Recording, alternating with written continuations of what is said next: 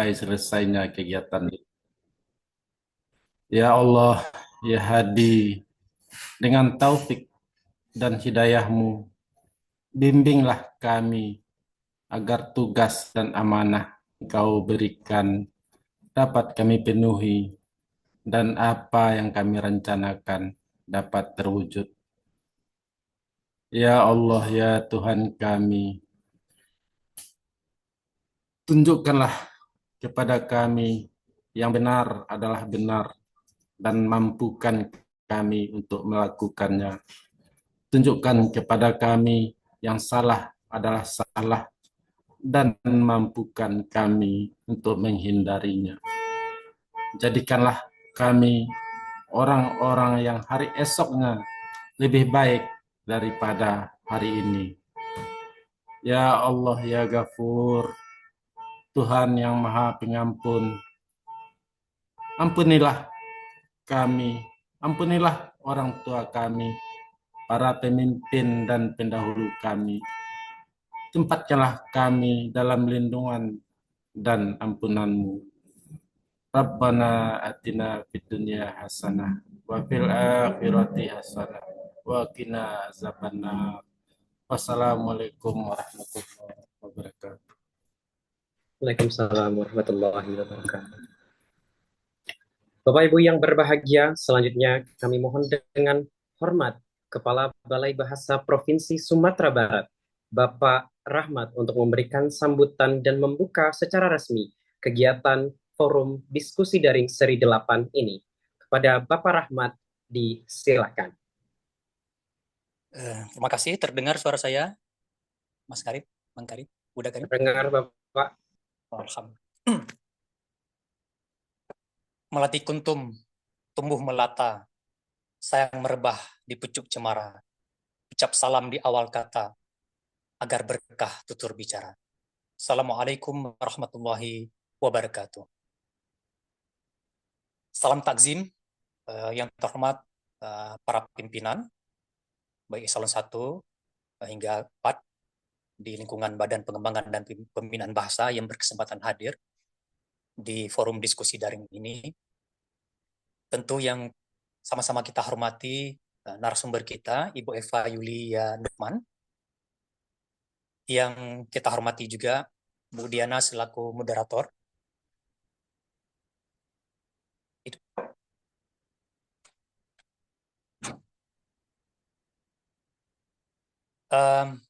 Takzim juga permohonan kami semua untuk seluruh peserta webinar forum diskusi daring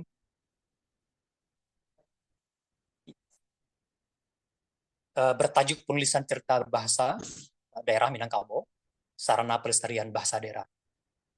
Tentu pertama sekali puji dan syukur kita panjatkan kepada Allah Subhanahu wa taala, Tuhan semesta alam. Salawat beriring salam junjungan alam Nabi Muhammad sallallahu alaihi wasallam. Pertama sekali Bapak Ibu semua, kami selaku pimpinan mewakili keluarga besar Balai Bahasa Provinsi Sumatera Barat mengucapkan apresiasi yang setinggi-tingginya kepada Bapak Ibu semua yang telah meluangkan waktu membersamai kita dengan meninggalkan berbagai kesibukan untuk ikut serta dalam pertemuan ilmiah ini. Bapak Ibu semua yang kami hormati, tema yang kita usung ini tentu tidak jauh dari program RBD yang telah kita gaung selama ini. Tentu bertujuan bagaimana menggelorkan kembali penggunaan bahasa daerah dalam berbagai ranah kehidupan sehari-hari. Dan program itu juga menginisiasi agar meningkatkan jumlah penutur muda daerah, sehingga daya hidup bahasa daerah tentu di setiap provinsi setidaknya berada pada taraf yang aman kembali. Kemudian program RBD juga bagaimana memperkuat identitas budaya, karena mengajarkan bahasa ibu, hakikatnya sebetulnya membantu generasi muda kita untuk memahami dan menghargai warisan budaya mereka. Dan juga program RBD akan mampu meningkatkan relasi sosial dan integrasi komunitas anak-anak generasi muda kita. Karena dengan menguasai bahasa ibu mereka, tentu itu secara teoritis akan cenderung lebih terlibat dalam interaksi budaya komunitas mereka itu sendiri. Dan yang terpenting dari program yang telah kita gaungkan ini, termasuk yang kita bicarakan pada siang hari ini adalah bagaimana kita membangun kembali prestise, kebanggaan anak-anak, penutur muda di setiap daerah, agar berani, bangga, bertutur bahasa ibu mereka. Kiranya ini saja yang dapat sebagai pengantar dari kami. Dengan mari kita sama-sama mengucapkan Bismillahirrahmanirrahim. Kegiatan forum diskusi daring seri ke-8 bertajuk penulisan cerita berbahasa Minangkabau, sarana pelestarian bahasa daerah secara resmi kita nyatakan dibuka. Akhirnya, dengan memohon inayah dan barakahnya, kita berharap kegiatan webinar ini, forum diskusi daring ini, benar-benar dapat diikuti dengan serius, sehingga akan memberi manfaat bagi kita semua.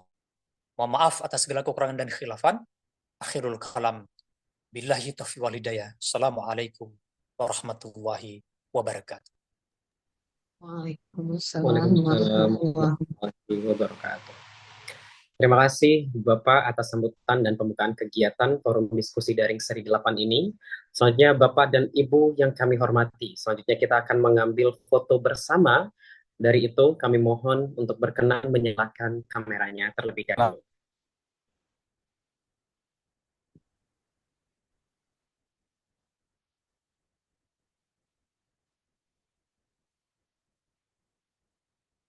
Baik, mohon izin untuk menangkap layar dimulai dari layar pertama dalam hitungan 1, 2, 3.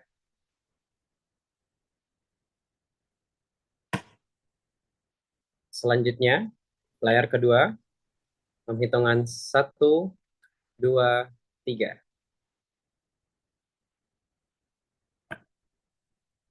Selanjutnya, mohon izin layar keempat dalam hitungan 1, 2, 3. Terakhir, layar kelima dalam hitungan 1, 2, 3.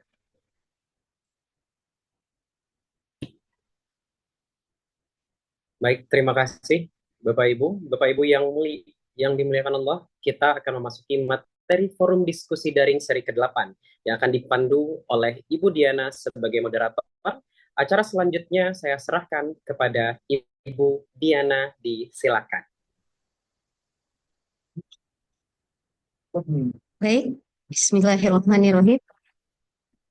Bapak Ibu semua, apakah suara saya terdengar di kanal Zoom ini? Terdengar. Baik, terima kasih. Terima kasih Uda Rahman, Duta Bahasa Provinsi Sumatera Barat. Selamat siang Bapak dan Ibu peserta forum diskusi daring ke-8 KLP Pembinaan Bahasa dan Hukum.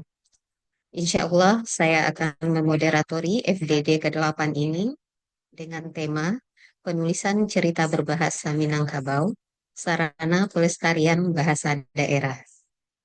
Bersama kita, Ibu Eva Nukman sebagai narasumber telah hadir di kanal Zoom.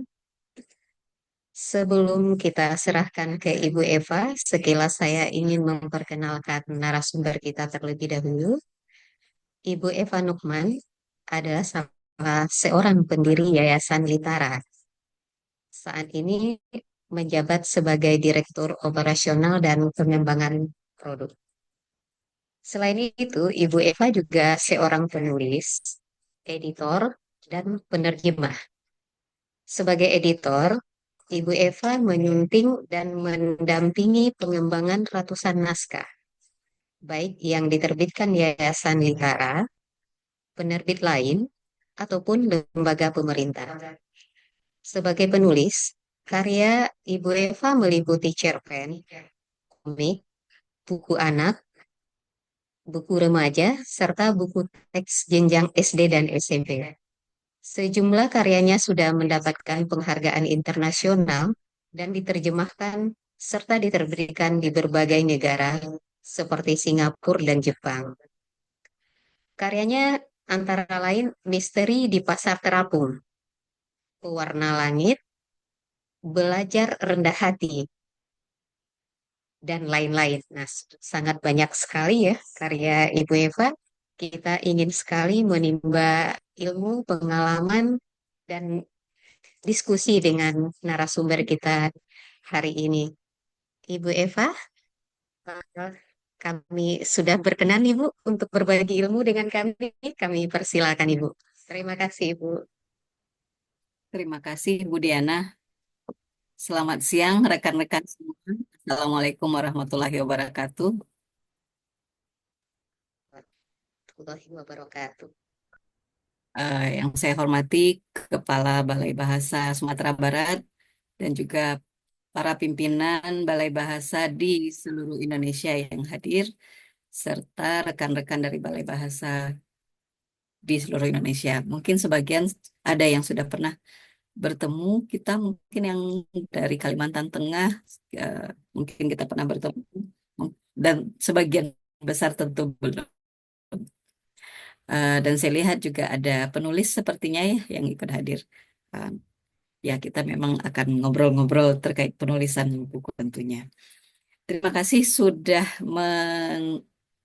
mengajak saya untuk ikut berdiskusi di sini.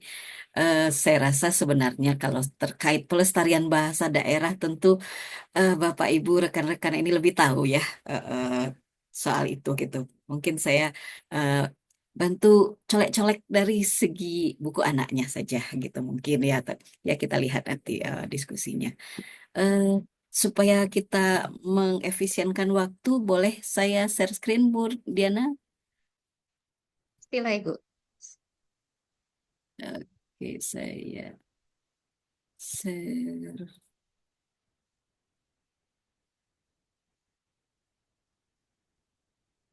Oke, ya.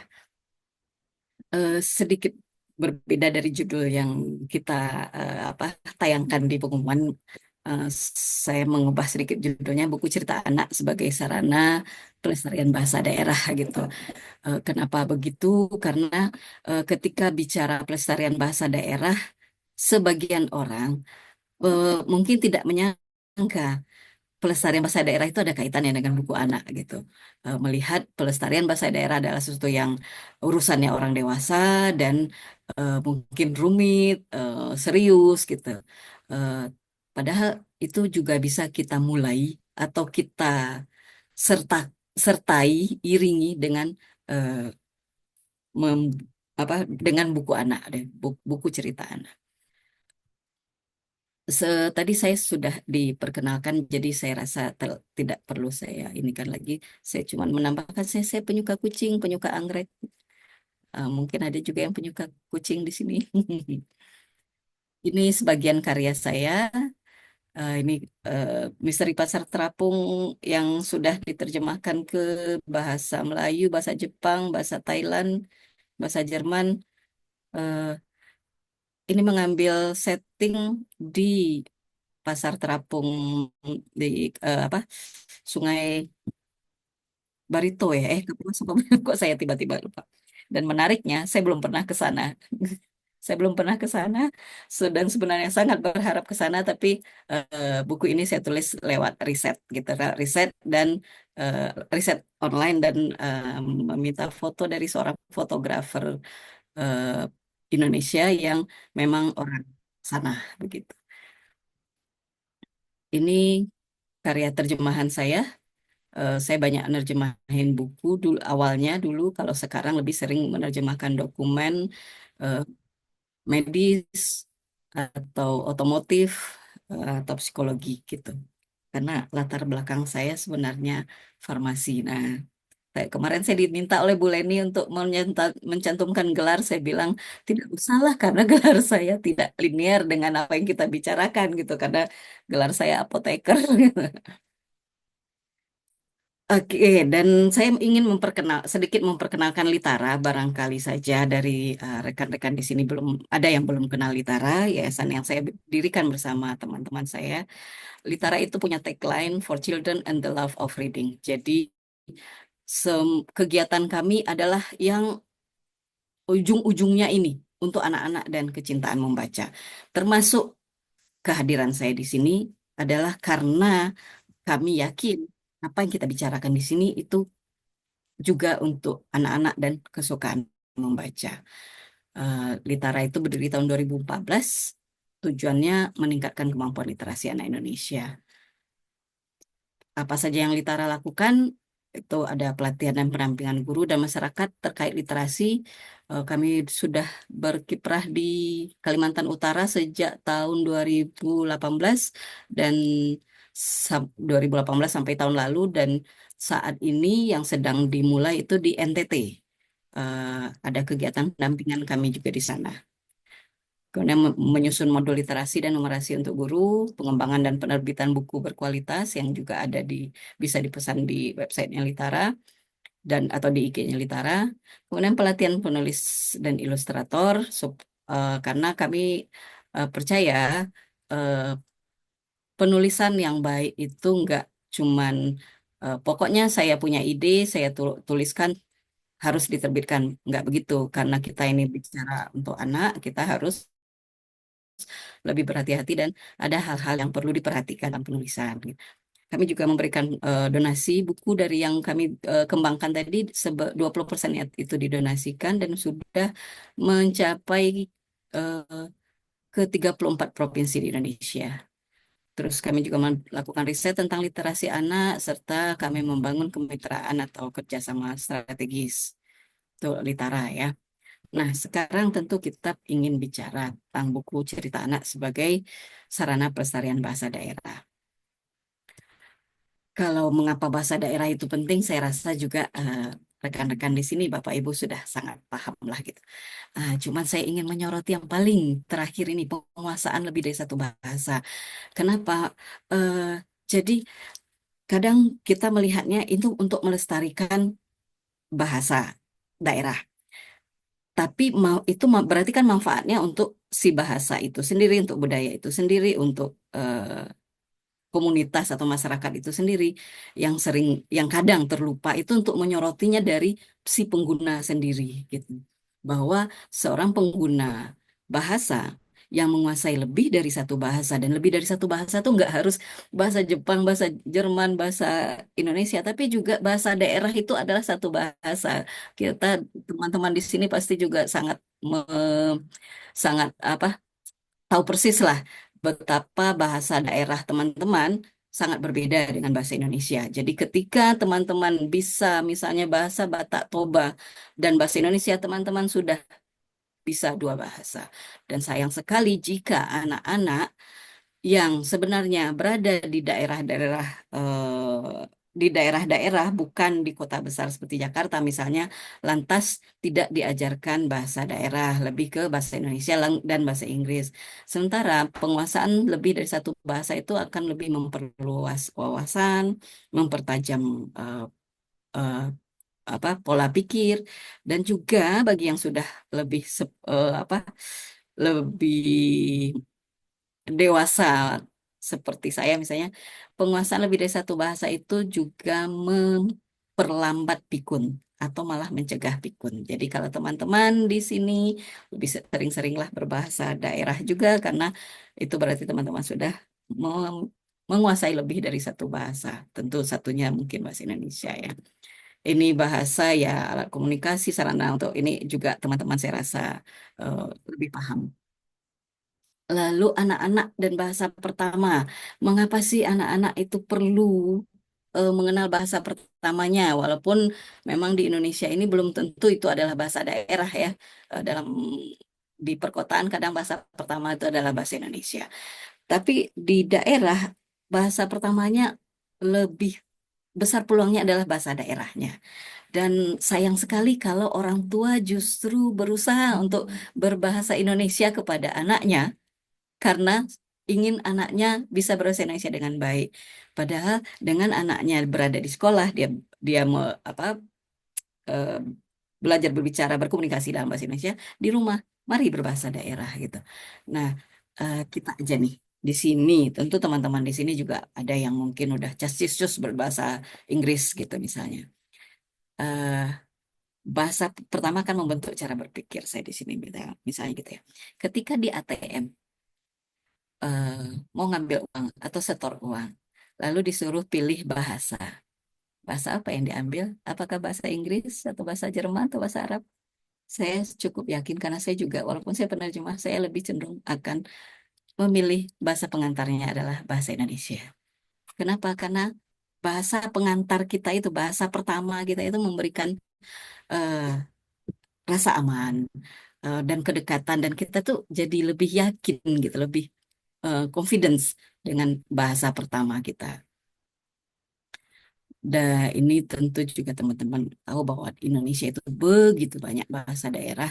Ini menurut penelitian Badan Bahasa yang saya lupa, ini saya ambil dari penelitian tahun berapa, teman-teman. Mungkin ada hasil penelitian yang lebih baru, tapi ini 668 bahasa daerah. Nah, kita perlu melihat ini sedikit ya. 5 tahap penguasaan bahasa secara umum semua orang, ya tentu dari kecil ya. eh, Penguasaan bahasa itu dimulai dari mendengarkan. Jelas ya, bayi mendengarkan orang tuanya bicara, kemudian dia mungkin umur sekitar 1 tahun dia mulai berbicara, kemudian dia mulai bisa membaca, kemudian menulis, lalu menerjemahkan ketika mungkin dari bahasa Indonesia ke bahasa daerah atau sebaliknya. eh karena itu juga anak-anak yang tidak atau bayi-bayi yang tidak sering diajak bicara oleh orang dewasa, orang tuanya, kakaknya misalnya, hanya didiamkan gitu ya, kalau menangis diberi susu dan seterusnya, akan lebih lambat berbicara ketimbang anak-anak atau bayi-bayi yang sering diajak bicara. Karena kemampuan berbicara itu terbentuk dengan mendengarkan. Karena itu juga ada anak-anak yang bukan ada anak-anak ya, ada kasus-kasus khusus yang anaknya mungkin teman-teman juga pernah baca atau pernah tahu berita ada anak yang dibesarkan di hutan, dibesarkan serigala dan segala macam. Dia tidak bisa berbicara karena dia tidak mendengarkan orang-orang tidak ada orang di sekitarnya yang berbicara. Kemudian juga membaca, menulis. Karena itu juga salah satu persyaratan moral lah ya. Kalau yang kami selalu sampaikan pada penulis, kalau ingin menulis dengan baik, membacalah dengan baik. Nggak bisa kalau bilang, aduh saya ingin menulis buku anak, pengen banyak nulis buku anak. Ya bacalah gitu. Terus bilang, wah saya itu masalahnya, saya nggak hobi membaca. Nah, kalau nggak hobi membaca, ya nggak usah lah mungkin untuk bercita-cita jadi penulis. Kalau nggak hobi membaca, mungkin cari sajalah kegiatan lain yang lebih menjadi hobi. Namun, bahkan kegiatan apapun, mungkin misalnya bercocok tanam atau seperti saya suka beranggrek gitu. Kalau ingin ditekuni tetap menuntut membaca tutorial kah, membaca cara perawatan anggrek tertentu, membaca ini, membaca itu. Tetap membaca itu perlu. Lalu kemampuan berikutnya adalah menuangkan gagasan. eh, di dalam bentuk tertulis. Banyak dari kita yang punya gagasan macam-macam yang ini yang wah ini bisa nih dijadikan tulisan. Wah ini bagus nih ceritanya. Tapi ketika sudah membuka komputer, membuka buku untuk menulis buntu. Nah, itu kenapa? Ya, karena ya terbiasa, belum terbiasa mengungkapkan gagasan ke dalam tulisan. Nah, itu perlu dilatihkan. Ada yang sudah punya bakat, tapi punya bakat pun tidak cukup kalau ingin kemampuan menulis itu perlu lancar, jadi perlu dibiasakan. Dibiasakannya bagaimana? Kalau di sekolah tentu ada ya. Jadi kalau misalnya orang tua atau di sini eh, kalau anaknya disuruh nulis begini, nulis begitu, kok ini lagi ya. Itu lebih ke untuk memperlancar menulis loh. Dulu anak saya di sekolahnya, kebetulan waktu itu kami di Jerman, tiap minggu itu, tiap hari Senin, mulai dari dia masih baru mulai menulis di kelas 1 kelas 2 SD gitu, karena di sana TK belum diajari menulis ya. Eh, itu paling 1 2 kalimat bercerita tentang akhir pekan kemarin apa yang dilakukan. Kalau kalau itu cuma saya di rumah saja, udah itu sudah oke. Atau kemarin Sabtu Minggu kemarin kami mengunjungi saudara di kota apa, itu sudah oke. Tujuannya apa? Lebih ke menuangkan apa yang di kepala ke dalam bentuk tulisan. Itu harus dimulai dari harus dilatihkan dan tidak perlu dipaksakan harus begitu menuangkan gagasan ke dalam tulisan itu harus jadi buku. Enggak, latih dulu. Kan kalau saya lihat di Facebook, di media sosial sering ada orang yang hashtagnya 30 hari menulis. Nah, misalnya gitu ya. 365 hari menulis. Itu dalam rangka membiasakan, memaksakan diri untuk menuliskan sesuatu apapun itu gitu. Bahkan kalau sharing pun oh saya udah nulis kok di WhatsApp. Oke. Nah, tingkatkan yang nulis di WhatsApp itu mulai dari yang mungkin awalnya bercandaan, coba eh, kemukakan dengan cara yang lain yang lebih apa mungkin menjadi lebih serius kah atau topik lain kah dicoba atau dengan kaidah-kaidah kebahasaan kah perlu dilatihkan.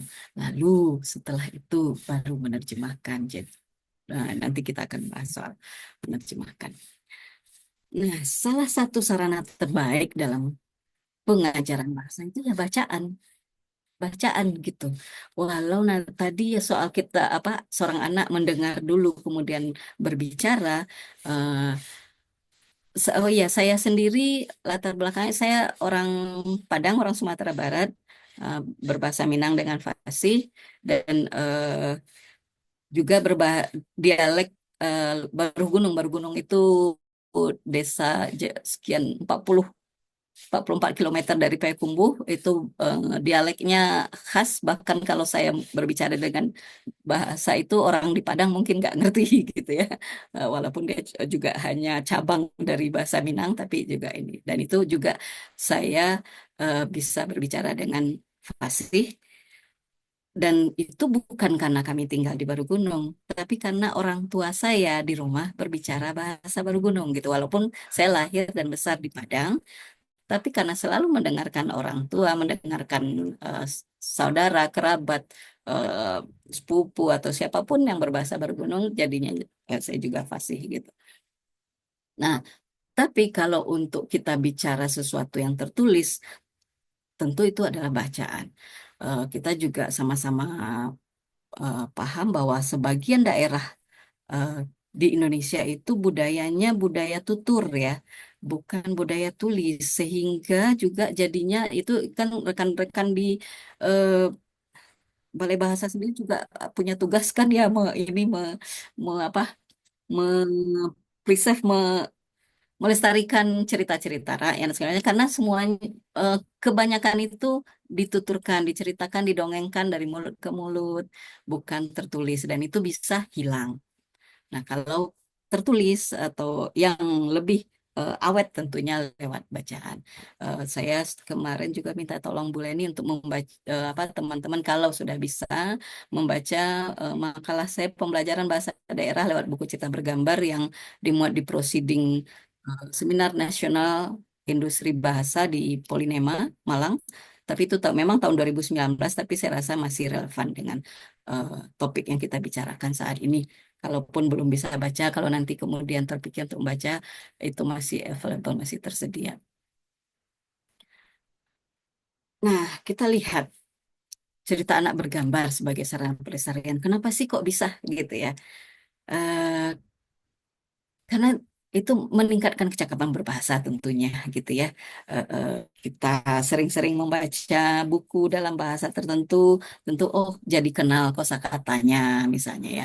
Eh, terus eh, asiknya kan kalau cerita anak bergambar itu ada ilustrasinya, jadi kan terbantu ya.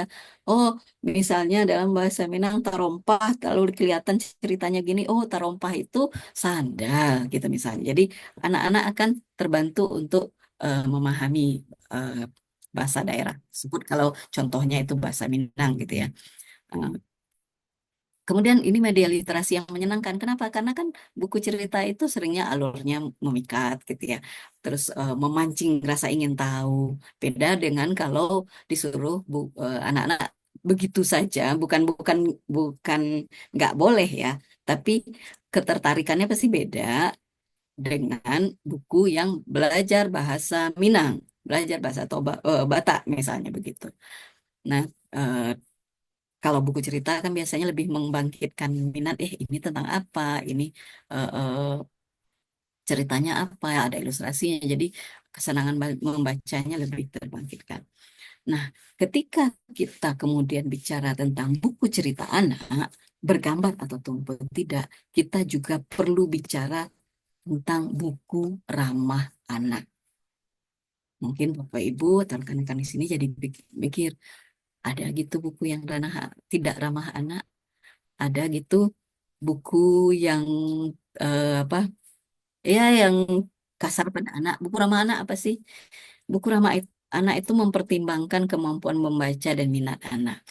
Jadi anak tidak di tidak dipaksa untuk membaca sesuatu yang mungkin dia tidak berminat atau juga di atas jauh di atas kemampuan membacanya.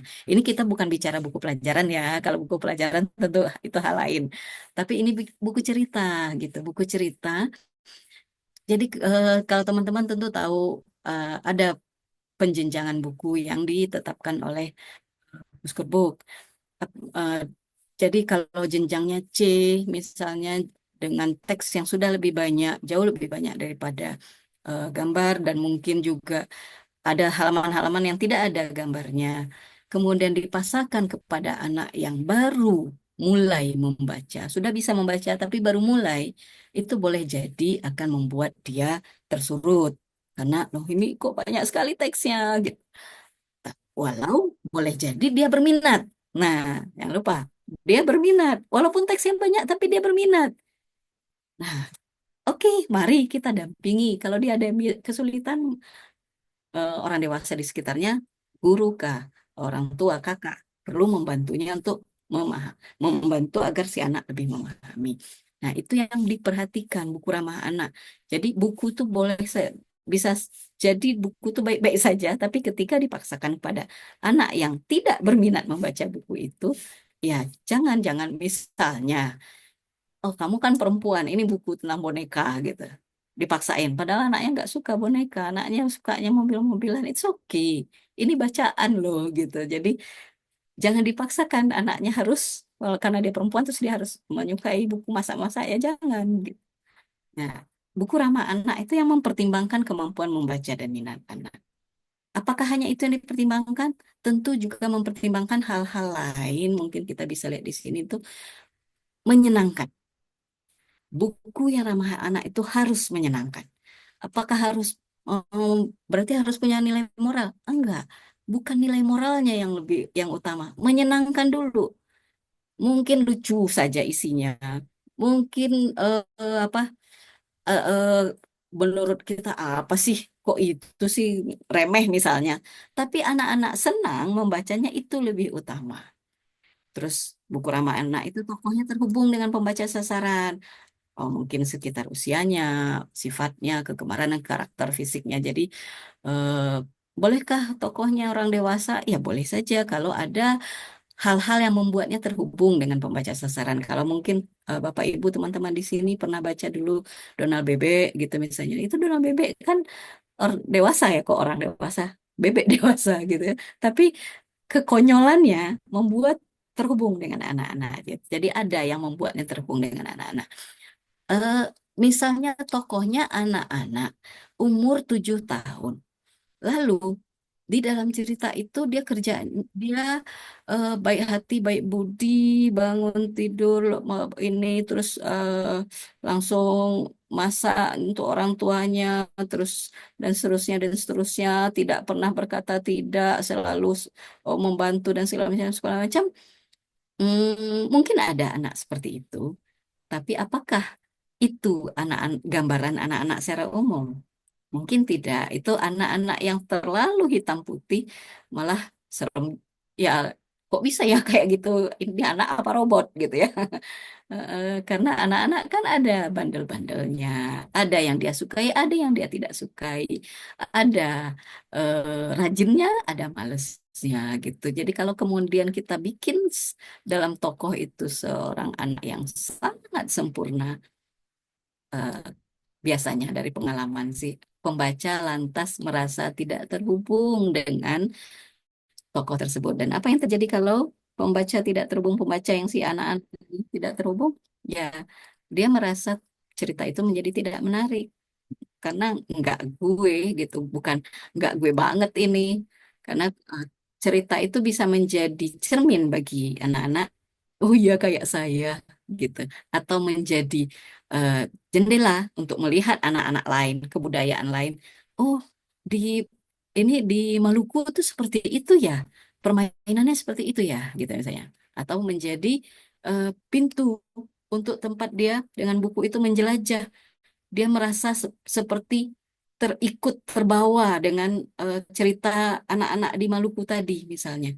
Nah, itu akan asik sekali bagi si anak-anak tadi ketika dia bisa membaca yang membuatnya hanyut seperti itu. Dia menjadi terpukau, gitu. Lain halnya kalau ya itu tadi, kalau cuma robot, apa sih? Boleh jadi sangat besar kemungkinannya buku itu nanti akan ditaruh, diletakkan. Dia akan membacanya dengan terpaksa. Dan apa yang terjadi kalau anak-anak membaca karena terpaksa, sama seperti kita juga. Kalau membaca terpaksa, jadinya kegiatan itu adalah kegiatan yang tidak menyenangkan jadinya.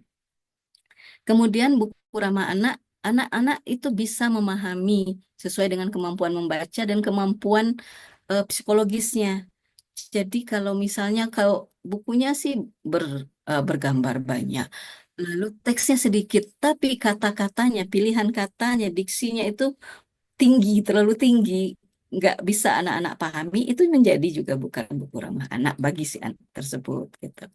Cerita dekat dengan keseharian anak, apakah cerita anak harus mengandung nilai moral? Boleh, sangat bagus malah. Tapi sangat disarankan untuk memberikannya secara halus, tidak menggurui. Kenapa begitu? Karena dengan kita memberikannya secara halus, kita merangsang anak-anak untuk berpikir kritis. Oh, harusnya begini ya. Ih, menurut saya dia begini deh. Kok gitu ya? Jadi dia berusaha mengolah informasi yang dia dapat dari buku itu dengan pikirannya. Lain halnya kalau kita langsung, jadi kamu tidak boleh begini. Jadi sebagai anak kamu begini-begini, itu kita seperti mengambil alih proses berpikirnya. Jadi dia tidak, jadi instan, tidak tidak ini lagi. Sama halnya seperti kita mengajarkan anak-anak berhitung, kan nggak langsung kita sodorin kalkulator toh, walaupun suatu saat nanti mungkin dia pakai kalkulator, tapi kita ajarin dulu cara berpikirnya gimana, bagaimana kok bisa satu tambah satu sama dengan dua misalnya begitu. Boleh sangat, saya rasa juga secara moral kita akan, buku-buku yang kita bikin akan ada amanat positifnya gitu ya. Tapi juga bisa saja ceritanya lucu-lucuan saja, yang penting anak-anak happy gitu, yang penting anak-anak senang. Yang sangat tidak disarankan adalah kalau amanatnya negatif justru. Jadi membuat anak-anak tertekan jadinya setelah membaca buku itu gitu, itu tidak disarankan. Dan memukau tentunya seperti tadi ya. Nah, kembali kita ke buku berbahasa daerah yang saat ini ada, itu ada yang bukunya adalah hasil terjemahan, ada yang memang karya asli gitu ya. Tentu teman-teman di Balai Bahasa sudah banyak sekali ini membuat ini yang terjemahan, eh, terjemahan dari bahasa lain, aslinya adalah bahasa lain lalu diterjemahkan suatu bahasa daerah tertentu, mungkin masih terbatas ya.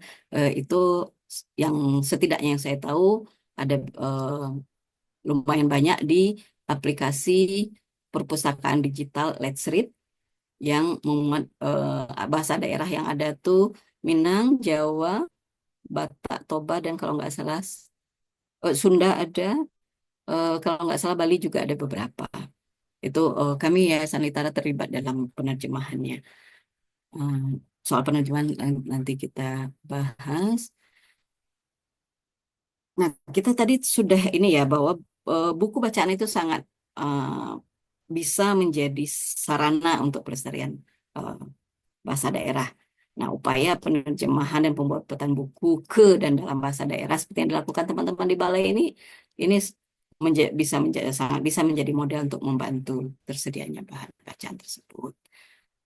Nah, biasanya langkah-langkahnya bagaimana? Saya melihat nanti terima kasih pertanyaannya Bapak Ibu, nanti saya ini ya, kita sampai di situ. Hmm, hmm. Penulisan cerita anak berbahasa daerah itu langkah-langkahnya bagaimana? Saya rasa juga teman-teman sudah ini ya, sudah lakukan itu, sudah memberikan pengarahan ke eh, penulis penulisnya gitu ya. Mungkin teman-teman di Balai Bahasa sudah menetapkan tema yang relevan, terus kemudian juga menyarankan untuk penulisnya menggunakan tokoh dan latar yang familiar bagi anak-anak di daerah tersebut. Jangan lupa anak-anak tentu dan anak daerah tersebut, kecuali memang lagi memperkenalkan budaya lain. Jadinya jadi seperti apa, buku sebagai jendela, eh, anak-anak apa misalnya yang tidak familiar, misalnya bagi anak-anak di daerah misalnya Flores mungkin belum familiar dengan kereta api misalnya gitu ya. Tapi apa, bisakah menulis buku yang tidak familiar dengan anak? Ya bisa juga, tapi tentu dengan kosakata, analogi mungkin supaya anak-anak bisa lebih paham. Dan gunakan bahasa daerah yang komunikatif ya, hindari yang terlalu formal, tapi tentu juga sesuai konteks. Sesuai konteks ya, ketika dia bicara dengan temannya, tentu kita nggak, misalnya dia bercakap-cakap, itu bahasa percakapan. Konteksnya bahasa Sunda atau bahasa Jawa. Tentu nggak mungkin kita tulis eh, kalimat percakapan mereka dalam bahasa Kromo Inggil gitu ya. Tentu bahasa pergaulannya gitu. Atau juga di bahasa Minang antar teman mungkin it's okay untuk mengatakan misalnya antar laki-laki mungkin dia akan bilang ang gitu ke temannya, ang, Kak Kai Kamaang gitu kan misalnya. Eh, Tidak harus kemudian dia harus bersopan-sopan ria, angku kama pai kamano angku. Itu kan jadinya tidak wajar gitu ya. Nah, tapi kalau ketika bicara dengan orang dewasa dalam ceritanya itu, si tokoh anak-anak tadi bicara dengan orang dewasa, tentu tentu tidak memakai bahasa yang eh, bagaimana dia gunakan kepada teman rekan sebayanya gitu. Nah, dan ciptakan alur yang menghibur dan bermakna, jelas kembali ke bahasa buku ramah anak tadi, menyenangkan. Walaupun tujuan kita dengan buku ini adalah untuk melestarikan bahasa daerah, tapi ketika kita bicara kepentingan anak-anak, yang penting bagi anak bukan melestarikan bahasa daerahnya. Yang itu melestarikan bahasa daerah itu kepentingan kita orang dewasa. Tapi anak-anak yang lebih penting bagi mereka adalah buku itu menyenangkan. Bahwa dengan dia membaca buku-buku yang menyenangkan akan membantu melestarikan bahasa daerah, itu sangat bagus. Tapi menyenangkan itu adalah harga mati bagi sebuah buku anak. Gitu. Kemudian kolaborasi dengan ilustrator dan penutur asli nanti kita juga ini kan. Sebagai penulis harus memahami pemahaman anak-anak pada pembaca sasarannya mungkin usia SD awal. Nah, itu pemahaman mereka bagaimana? Apakah mereka misalnya tahu proses eh, penyerbukan bahwa apa kelelawar misalnya membantu penyerbukan buah durian. Tingkat pemahaman ke situ bisa diberikan kepada anak SD awal, bisa tentunya. Tapi kalau misalnya itu kepada anak TK, lalu kita bicara tentang ke serbuk sari, kepala putih, lalu ada bla bla bla yang sangat teknis, tentu itu bukan untuk pemahaman anak SD awal atau malah TK gitu. Kita kenali, pahami kebiasaannya, apa yang disukai, apa yang tidak disukai, bagaimana cara mereka berpikir, bagaimana cara mereka bicara. Nah, itu dan apa yang penting bagi mereka itu akan sangat membantu kalau kalau penulis memperhatikan hal-hal ini akan sangat membantu penulis membuat buku yang ramah, buku yang akan disukai anak-anak. Tantangannya apa? Nah, itu tadi ada pertanyaan ya, keterbatasan kosakata atau istilah anak dalam bahasa Indonesia. Dalam bahasa daerah maksudnya. terus kesulitan menjaga keterbacaan, kita kadang kurang penutur asli sendiri mungkin ini tulisnya misalnya apa ya, saya dalam bahasa Minang apa ya, eh, apakah akan woi misalnya ataukah wai, nah yang kayak kayak gitu ya, apa eh, keterbacaan ketika tertulis itu kadang juga susah gitu ya. Terus, nah ini yang sering terjadi itu kurangnya penulis dan editor yang menguasai bahasa daerah tersebut, sehingga teman-teman dari balai bahasa mana gitu misalnya mau tak mau terpaksa menerima naskah yang berasal dari misalnya ya dari mana ya teman-teman di eh, apa ya di Maluku misalnya terpaksa menerima naskah dari teman-teman penulis yang Jawa yang nggak bisa bahasa Maluku sebenarnya gitu. Nah, mau tak mau begitu. Kenapa? Karena ya sudah dibuka pendaftarannya mau bikin buku 20 yang masuk cuma 10 naskah misalnya begitu ya. Itu emang menjadi eh, solusinya sejauh ini yang bisa dilakukan tentu kolaborasi dengan penutur lokal. Lalu diadakan pelatihan menulis dalam bahasa daerah. Tentu yang diharapkan yang dilatih itu tentu orang-orang yang penutur bahasa daerah tersebut gitu. Bukan orang-orang yang dari Jawa terus diajak ke Flores untuk berbahasa Flores lagi gitu ya. Tapi memang putra daerah anak Kamsi. Nggak tahu teman-teman tahu nggak Kamsi? Anak kampung sini gitu. Nah, dan mungkin teman-teman juga di Balai Bahasa juga sudah punya ada glosarium dan panduan penulisan. Mungkin bisa saya rasa bisa juga kalau nggak salah Pusbuk itu juga ada yang mengeluarkan apa panduan penulisan dan panduan ilustrasi juga ada di website mereka. Nah, apa masalahnya ketika ya oke udah berarti misalnya nih saya penutur bahasa Indonesia dan bahasa Minang menulis buku Kalimantan yang menulis berbahasa Banjar. Padahal saya nggak bisa bahasa Banjar. Berarti saya tinggal cari teman ini teman yang bisa bahasa Banjar, selesai perkara. Apakah semudah itu? Nanti kita lihat ya. Penerjemahan buku anak itu kita sebenarnya bicara tentang tiga hal tentang penerjemahan, tentang buku anak, dan penerjemahan buku anak. Penerjemahan itu ya beginilah ya apa sepanjang-panjang di eh, kalangan penerjemah sendiri biasanya tidak terlalu disarankan seseorang menerjemahkan ke bahasa yang bukan bahasa ibunya. Jadi kalau bahasa ibu kita di sini mungkin dua ya, bahasa daerah sendiri masing-masing dan bahasa Minang, bahasa Indonesia. Ap- Kurang disarankan misalnya walaupun saya bisa berbahasa Sunda, saya menerjemahkan ke bahasa Sunda. Atau walaupun saya bisa berbahasa Jawa, saya menerjemahkan dari bahasa Indonesia ke bahasa Jawa. Kenapa? Karena ada rasa bahasa. Yang boleh jadi kita sebagai penutur tamu, bukan penutur asli, tapi penutur tamu, tidak gitu pahami. Dalam bahasa Inggris saja contohnya ya. Misalnya, I cut my finger, bahasa Inggris. Saya, cut, potong. Finger jari, jari saya. Saya potong jari saya. Itukah yang kita sampaikan dalam bahasa Indonesia? Enggak. Kita bilang apa? Jari saya luka. Enggak ada kata luka di dalam bahasa Inggrisnya tadi. Tapi kok jadinya di bahasa Indonesia jari saya luka?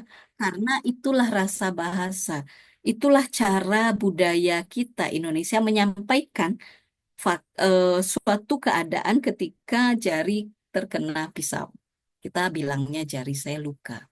Bukan saya mengiris jari saya atau saya memotong jari saya. Bukan begitu rasa bahasa kita. Nah, rasa bahasa itu sulit dimiliki begitu saja oleh penutur tamu. Rasa bahasa itu perlu mengalami pencernaan yang lebih lama ketimbang penguasaan kosakata saja. Jadi eh, tidak begitu saja penerjemahan itu. Oh, terus nanti ada yang bilang teksnya kan sedikit, terus ada bantu gambar. Terus aku bisa kok berbahasa daerah yang dimaksud gitu. Eh, penerjemahan bukan sekadar alih bahasa loh ya gitu. Saat kita udah contoh tadi, I cut my finger, saya cut, potong. My finger, jari saya. Terus kita terjemahkan sebagai saya potong jari saya. Literally-nya nggak salah, tapi rasa bahasanya salah. Kita contohin aja deh.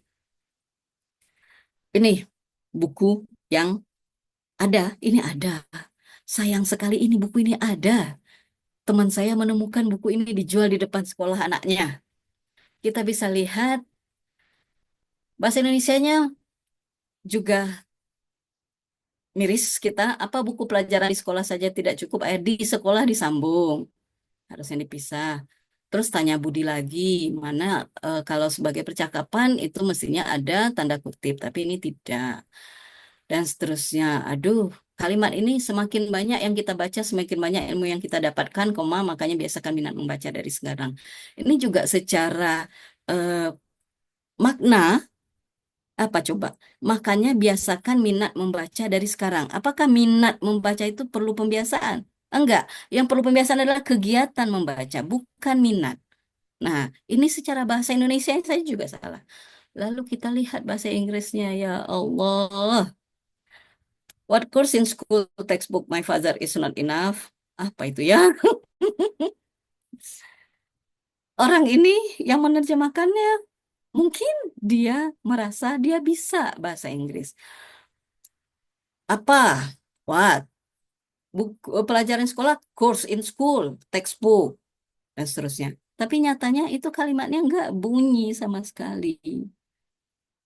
The more we read, more science that we get. Karena dipikir ilmu, bahasa Inggrisnya adalah science. Lalu kita, the more we read, more science that we get. Ini terus kalau dikasih ke anak-anak, ini dua bahasa kebetulan kan Balai Bahasa juga mengeluarkan buku di bahasa yang bahasa daerah dan bahasa Indonesia. Nah, bagaimana kalau terjadi begini? Sesuatu yang kayaknya bahasa Inggris, tapi sebenarnya nggak bunyi gitu. Nah, itu yang perlu diatasi dari orang-orang yang mungkin penulisnya bukan penutur bahasa daerah tersebut. Ini juga contoh lain yang secara pengertian juga salah. Kesannya bahasa Indonesianya oke, yang aslinya itu di bawah. Yang ini juga buku yang sudah jadi.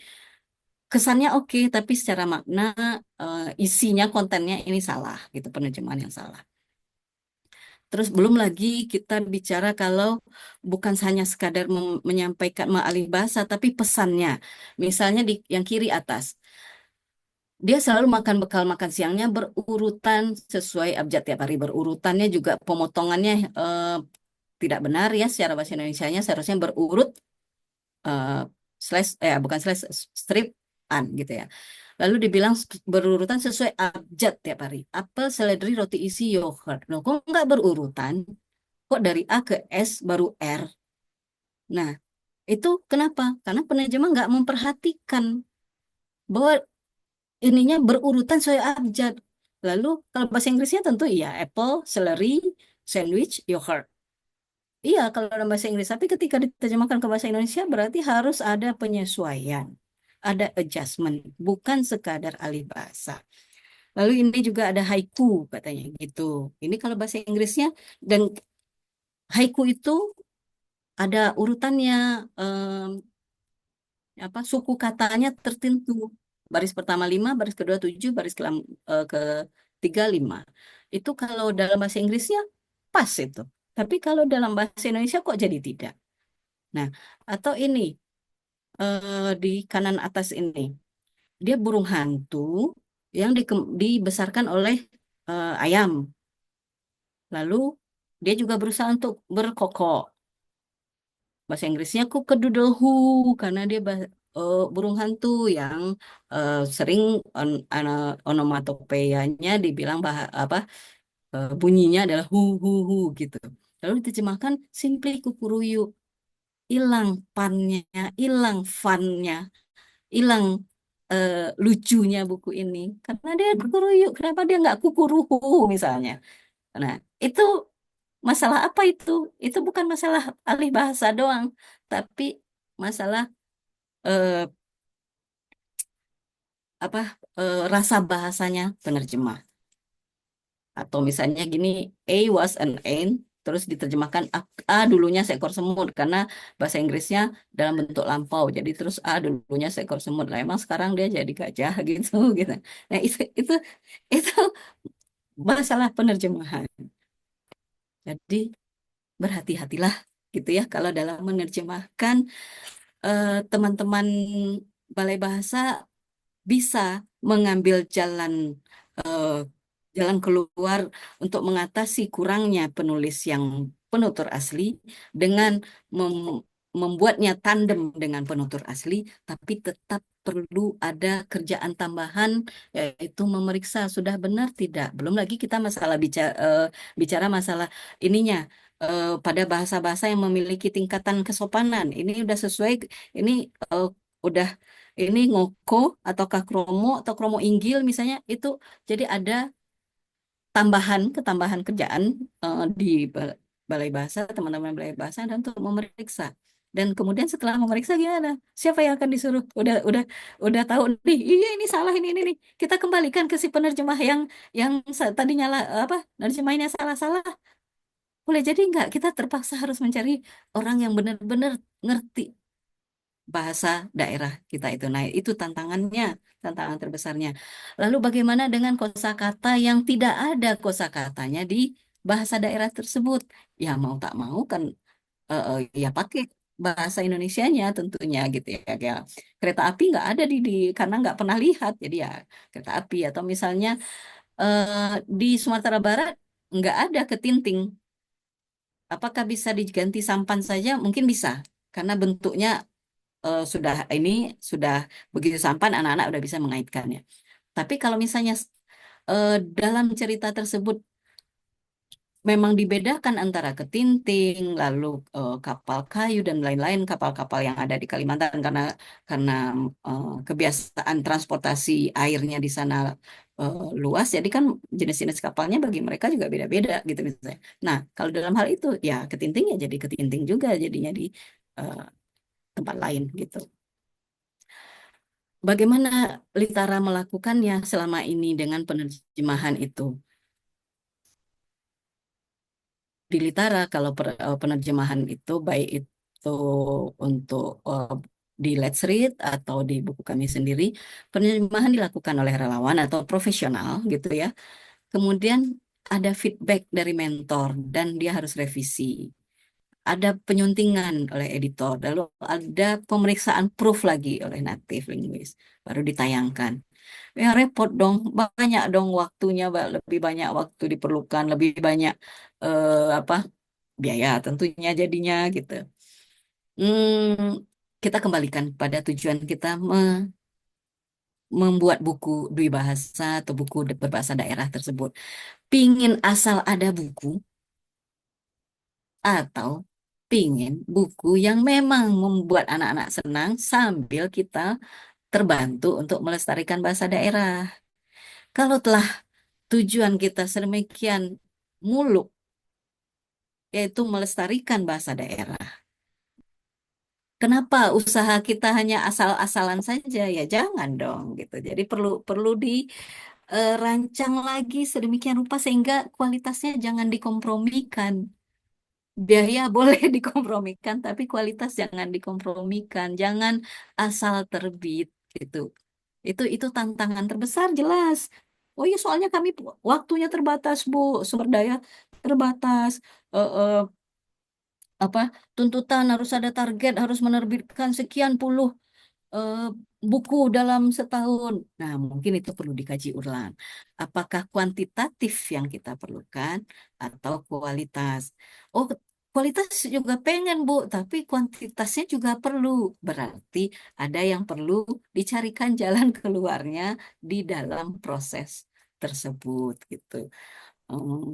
Jadi saya sangat berharap, saya sangat mendukung kegiatan pembuatan buku dwi bahasa atau buku berbahasa daerah itu, tapi saya mengajak teman-teman di Balai Bahasa untuk eh, melakukannya dengan sepenuh hati, bukan karena maaf, bukan karena latah balai bahasa lain gini, saya juga dong gitu. Bukan karena itu, tapi kan sepenuh hati karena memang ada tujuan yang lebih mulia begitu. Nah, kalau kalau kita eh, melakukannya untuk tujuan yang lebih mulia, insya Allah kita juga dibantu, entah oleh tangan-tangan mana akan terbantu. Karena setiap cerita anak yang ditulis dalam bahasa daerah itu adalah benih yang menumbuhkan rasa cinta pada budaya itu sendiri. Kita juga tahu kalau urusannya benih, pertanian, benih yang jelek, apakah akan menghasilkan tanaman yang bagus? Enggak. Benih yang begitu saja dibiarkan, apakah semuanya akan tumbuh menjadi tanaman yang bagus? Ada mungkin satu dua yang tahan banting jadi juga bagus, gitu. Tapi sebagiannya akan berguguran. Nah, teman-teman di Balai Bahasa sudah sangat keren nih upayanya. Dua, setidaknya ada dua hal yang ingin diraih: melestarikan bahasa daerah dan juga memperkenalkan, atau jadinya lebih dari dua ya, memperkenalkan bahasa daerah pada anak-anak dan membuat kemudian membuat menghadirkan bahan bacaan yang menyenangkan bagi anak-anak. Nah, mari kita pupuk, kita pilah benih yang akan kita tanam, lalu kita pupuk, kita berikan kondisi yang membuatnya akan tumbuh dengan baik. Mungkin perlu penyiraman, perlu pupuk, perlu sinar matahari. Kita tidak bisa membiarkan benih kita begitu saja tumbuh, asal saja benihnya lalu kita lempar begitu saja ke tanah yang entah gersang, entah eh, becek. Lalu kemudian kita berharap bahwa benih itu menjadi tumbuhan yang bagus. Enggak, no pain no gain katanya gitu kan ya. Kalau kita ingin membuat sesuatu yang bagus, kita perlu berusaha keras. Begitu. eh, Bapak, Ibu, rekan-rekan sekalian, terima kasih. Terima kasih bahasa Minang, hatur nuhun bahasa Sunda, matur nuwun bahasa Jawa. Terima kasih semuanya. Baik, Saya kembali ke Bu Diana. baik. Terima kasih Ibu Eva. Sungguh apa ya, hal yang sangat bermanfaat bagi kita semua. Eh, Terutama bagi saya pribadi itu banyak pengalaman-pengalaman dari Bu Eva atau tahap-tahap yang dari materi yang diberikan itu sangat bermanfaat. Namun kita buka ruang diskusi sebentar Ibu Eva. Ada Silakan. di kolom obrolan itu ada pertanyaan kalau dari Pak Arman ya. Kalau pertanyaan yang pertama tadi sepertinya saya menyimak sudah ada jawaban gitu. Eh, Kosakata bahasa daerah itu tidak sekaya bahasa Indonesia. Dengan keterbatasan kosakata bahasa daerah tersebut, tentu akan menyulitkan penulis dalam mengembangkan idenya. Nah, tadi dijawab oleh Bu Eva. Mungkin perlu pendalaman jawaban juga boleh, Bu. Terus Ya, pertanyaan berikutnya, masih pertanyaan kedua dari Pak Arman. Saat ini keberadaan ponsel menjadi mainan yang sangat merusak mentalitas generasi muda. Bagaimana membuat cerita anak yang menarik, yang dapat mengalahkan daya tarik ponsel gitu, Bu. Nah, mohon tanggapannya, Bu. Sembari teman-teman yang lain boleh bertanya secara langsung dengan mengangkat tangan atau juga boleh menuliskannya di kolom obrolan ini. Sila Ibu Eva. terima kasih Bu Diana. Pertama kita kembali ke masalah kosakata tadi ya. Eh, Mungkin kita perlu pertanyakan lagi juga, ini cerita tentang apa gitu ya. Kalaulah cerita itu betul-betul tentang budaya kita sendiri, saya rasa kosakata bahasa daerah tersebut akan mampu mewakilinya. Kecuali kalau pingin ceritanya kota, cuman pingin ditaruh begitu saja di daerah Payakumbuh atau di daerah Sebatik, ditaruh begitu saja, tapi konteksnya konteks kota banget gitu. Memang mungkin akan kesulitan kita, karena ada hal-hal yang tidak ada di desa gitu misalnya. Jadi konteksnya, konten, konteks itu akan sangat berpengaruh. Kalau eh, berkaca dari misalnya naskah yang masuk di Balai Bahasa, katakanlah Balai Bahasa Minangkabau aja, Balai Bahasa Sumatera Barat aja, bahasanya bahasa Minangkabau. Sebagian penulis memang menunjukkan dengan gampang menggunakan kosakata bahasa Indonesia karena mengira ada keterbatasan mereka dalam mengungkapkan gagasan dalam bahasa Minang yang beneran bahasa Minang. Nah, boleh jadi memang ada hal-hal tertentu yang nggak ada perwakilannya dalam bahasa daerah. Tapi yang sering ke kami baca itu misalnya bukan masalah tidak ada kosakatanya, tapi penulis sendiri yang sudah mulai kurang familiar dengan bahasa tersebut. Misalnya dalam bahasa Minang itu ada yang itu adalah nan, tapi udah lebih banyak penulis akan menggunakan yang. Nah, itu kan masalah ke ininya. Jadi bukan salah bahasanya, salah penuturnya atau salah penulisnya yang tidak menggali lebih dalam seharusnya apa gitu. Nah, itu perlu. Jadi apa akan sangat tergantung konteksnya dan kalau kita bicara naskah yang bermuatan lokal tentu gini, kita punya berapa istilah untuk beras, rice, ada nasi, ada beras, ada gabah, ada atah kalau di bahasa Minang ya. Kalau di dalam nasi itu ada satu butir yang masih belum terbuka kulitnya itu atah. Atau enggak, bukan nasi, beras pun beras yang udah dibuka kulitnya, terus ada satu yang masih nyelip yang masih ada kulit itu atah. Nah, kita punya banyak kosakata. Terus misalnya bahasa Jawa, eh, makan nasi lalu satu mental ke sana dia jatuh ke lantai itu apa namanya upo. Ada lagi bahasa Inggrisnya apa?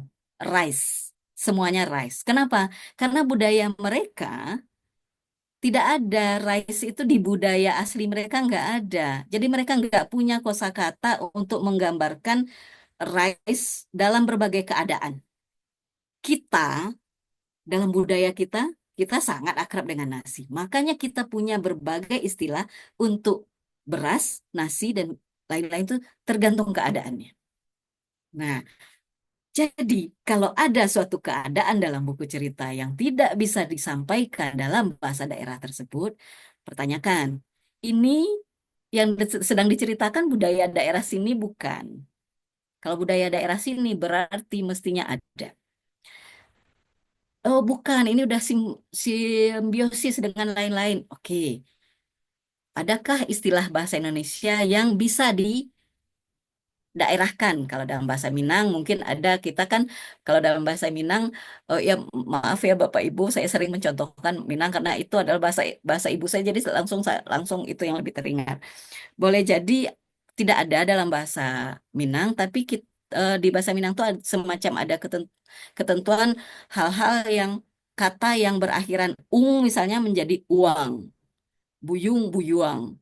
Nah, payung boleh jadi itu payung itu bukan istilah asli bahasa Minang, tapi dengan eh, analogi dengan istilah lain itu menjadi payuang, ing, dindiang, dinding, dindiang dan seterusnya begitu.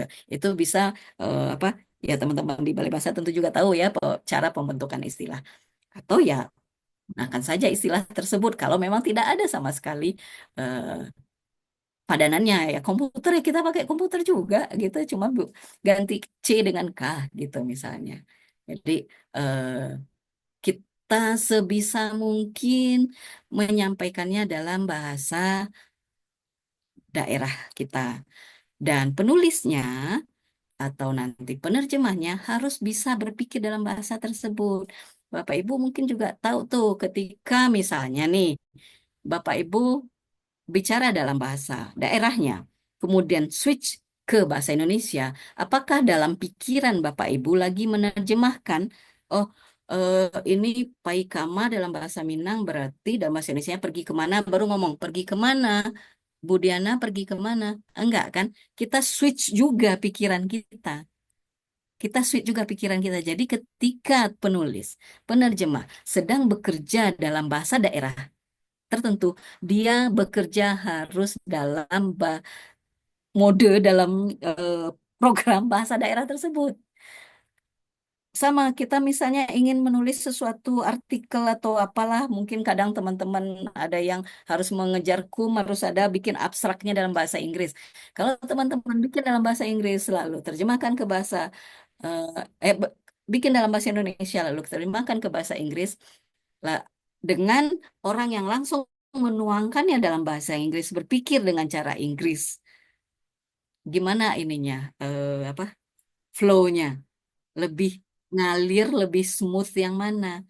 Tentu yang berpikir dalam cara itu, jadi begitu juga halnya dengan bahasa daerah dan bahasa Indonesia. Jadi eh, ke- akan terasa waktu di apa kegiatan di Sumatera Barat juga gitu, terasa naskah-naskah yang ditulis sebenarnya dalam bahasa Indonesia lalu diterjemahkan, apalagi dengan Google Translate atau apa, ke dalam bahasa Minang gitu. Jadi terasa bahwa ini bukan naskah asli karena pola berpikirnya akan berbeda. Apa sih eh, frasa mana yang akan ditempatkan lebih awal, mana yang lebih di akhir, itu akan berbeda eh, dari bahasa Indonesia dan bahasa daerah. Jadi perlu penulis dan penerjemahnya perlu berpikir dalam bahasa daerah tersebut. Begitu, Bu Diana. Apa lanjut menjadi ke pertanyaan berikutnya soal ponsel-ponselan, soal ponsel-ponselan. Lanjut ya soal ponsel. Ini memang memang di mana-mana, di kesempatan manapun kalau udah urusannya literasi selalu ponselnya menjadi masalah. Tadi ada Bu ini yang udah bantu juga. eh, oh, bukan bantu, tambah pertanyaan ya. Ponsel juga bisa dijadikan media pembelajaran bagi siswa untuk membuat cerita anak. Nah, ya bisa buat simalakama ya, ya apa, masih. Kalau untuk latihan untuk apa ya tidak masalah mungkin ya menggunakan AI untuk bikin eh, buku cerita, tapi tetap nanti akan terasa gitu ya bagi yang biasa baca akan terasa, oh, ini ada sentuhan yang kurang manusiawi atau apa gitu. Tapi kalau untuk sekadar menghadirkan alternatif bacaan di rumah misalnya, terus kita bikin yuk kita kegiatan akhir pekan atau apa dengan murid-murid, ya it's okay, kita berlatih saja, itu bisa saja. Tapi kalau kita bicara sesuatu yang publish, diterbitkan, nah itu tentu tidak layak begitu gitu, karena itu karya siapa gitu kan, itu kan karya yang sudah diolah oleh AI dari membaca karya-karya lain. Jadi perlu kita pertanyakan hak ciptanya di situ gitu. Jadi tentu tidak layak untuk kita misalnya masukkan ke penerbit ini dan kita akui sebagai karya kita gitu. Sebagai latihan no problem gitu, karena AI itu kalau teman-teman penerjemah kadang menyebutnya AI itu adalah anak intern gitu, anak-anak magang. Jadi untuk membantu, bukan untuk tujuan utama gitu, anak magang. Nah, ponsel juga bisa dijadikan di ini anak-anak untuk berlangganan atau tidak perlu berlangganan melihat buku perpustakaan digital. Perpustakaan digital ada banyak kok yang isinya juga macam-macam gitu. Baik juga misalnya perpustakaan digitalnya Perpusnas, iPusnas. Semoga semua rekan-rekan yang hadir di sini, Bapak Ibu sudah punya aplikasi iPusnas di ponselnya ya, karena di dalam perpustakaan digital iPusnas ini bukan hanya buku anak-anak, tapi juga buku novel, novel terjemahan dari berbagai penerbit di Indonesia yang Gramedia, Kah, Mizan, Kah, dan segala macamnya. Lalu ada Let's Read yang saya bilang tadi, itu dari Asia Foundation, itu buku anak saja. Buku anak dan sebagian besarnya adalah buku cerita bergambar. Itu satu buku bisa saja ada, kalau kita klik, kita pilih, kita bisa lihat bahwa oh ini buku ini ada bahasa Indonesianya, ada bahasa Inggrisnya, ada bahasa Minangnya, kita bisa pilih mana yang akan dibaca. Anak-anak kalau diperkenalkan itu sedari dini, anak-anak juga akan senang karena buku-buku ceritanya bergambar gitu. Lalu ada literasi cloud, ada Storyweaver. Kalau Storyweaver nggak ada bahasa Indonesianya, atau ada ya, ada rasanya. Dan CB sendiri dari pemerintah, dari Kemdikbud ada CB ya, Sistem Informasi Perbukuan Indonesia gitu. Kalau nggak salah kan, kalau nggak salah juga buku-buku yang dihasilkan oleh Balai ada dimuat di CB ya atau gimana ya.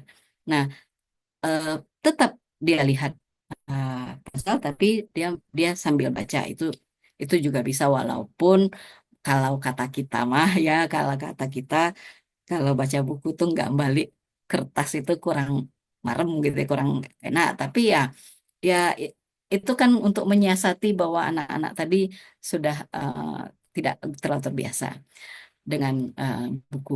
Dan pertanyaan satunya lagi yang perlu kita pertanyakan, orang dewasa pertanyakan ketika menggugat kebiasaan anak-anak memakai ponsel adalah kitanya sendiri, adakah membuat struktur yang jelas tentang pemakaian ponsel kepada anak-anak?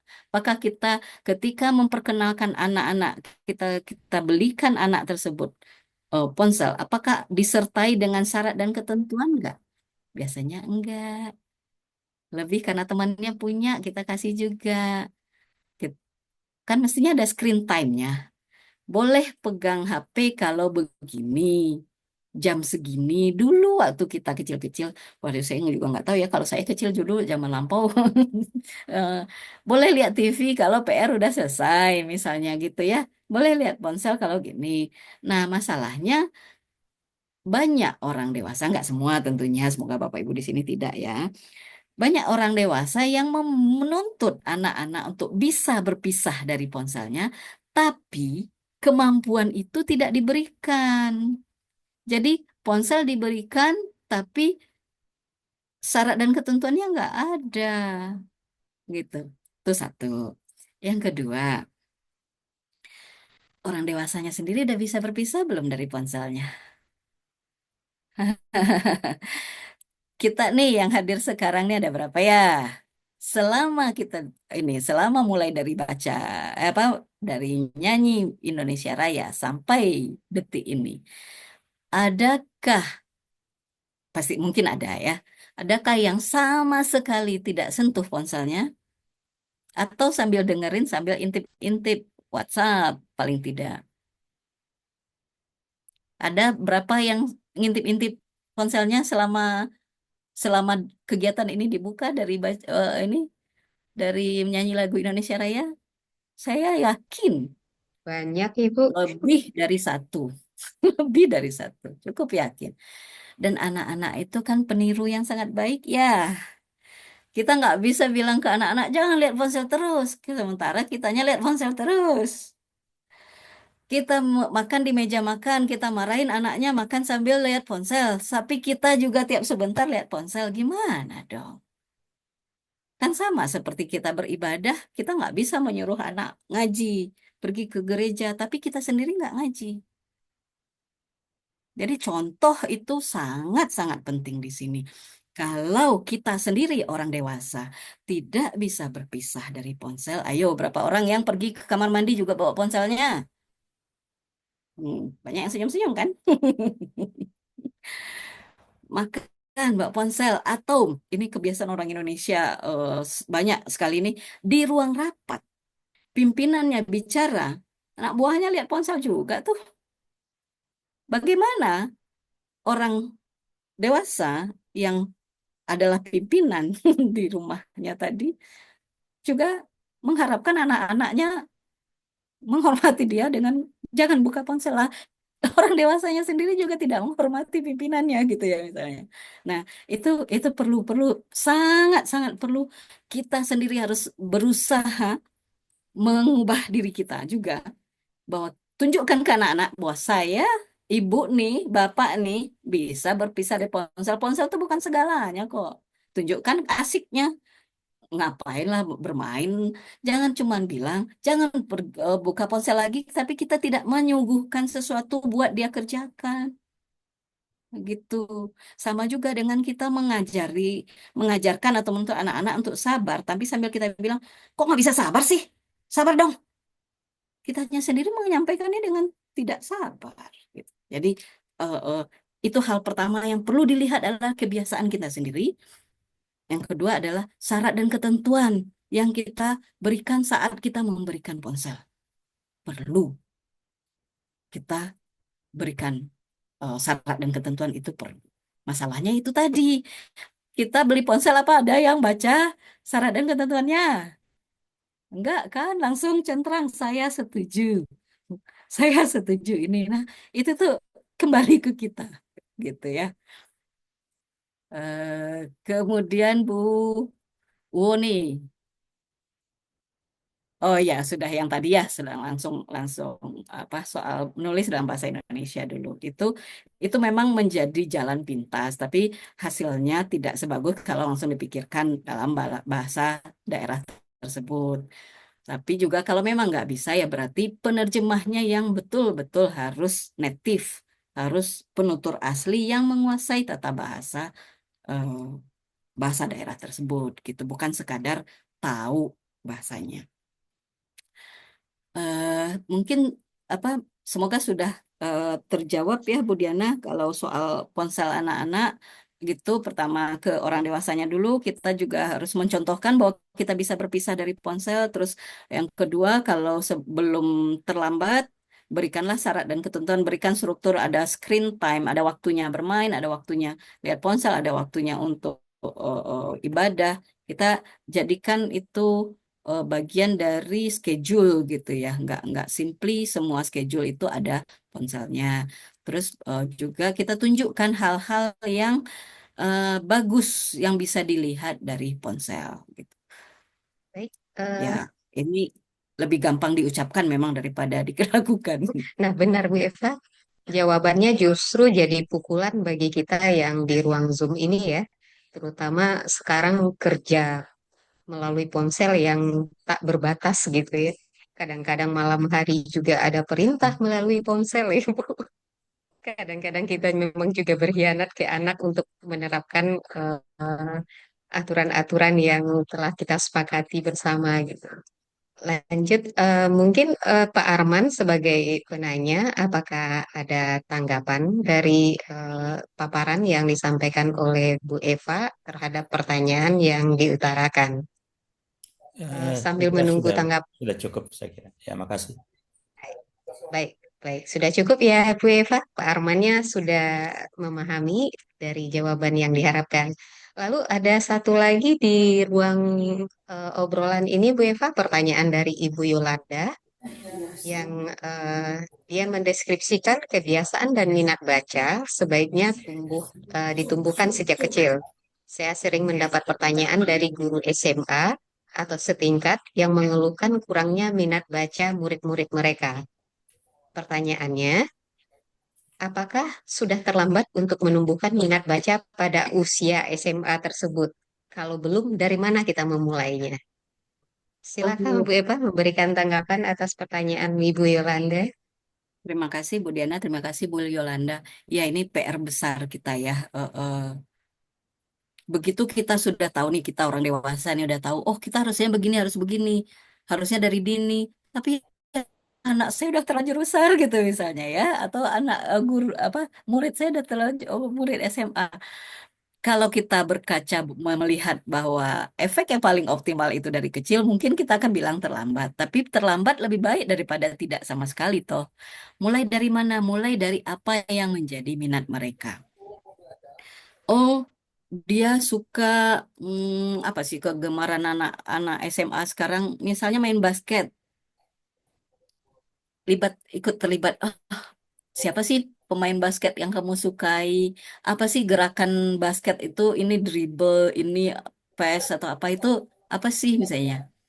Carikan buku yang tentang basket, tentang atlet basket terkenal, baik itu buku cetak ataupun artikel di internet atau sesuatu yang bukan sekadar tentu bukan sekadar artikel abal-abal ya, tapi atau juga fun fact tentang basket bahwa ukuran bukunya ukuran bolanya sekian atau tahu nggak kamu bahwa kalau bola basket itu ada sekian apa tuh garis-garisnya tuh juring itu ada berapa coba ada sekian loh terus kenapa kok gitu terus atau juga ada bintik-bintiknya ada berapa itu kok ibu tahu kok bapak tahu baca di buku jadi sekarang itu nyaris semua apapun hobi seseorang itu ada bahan bacaannya memang mungkin tidak semuanya dalam bentuk buku cetak.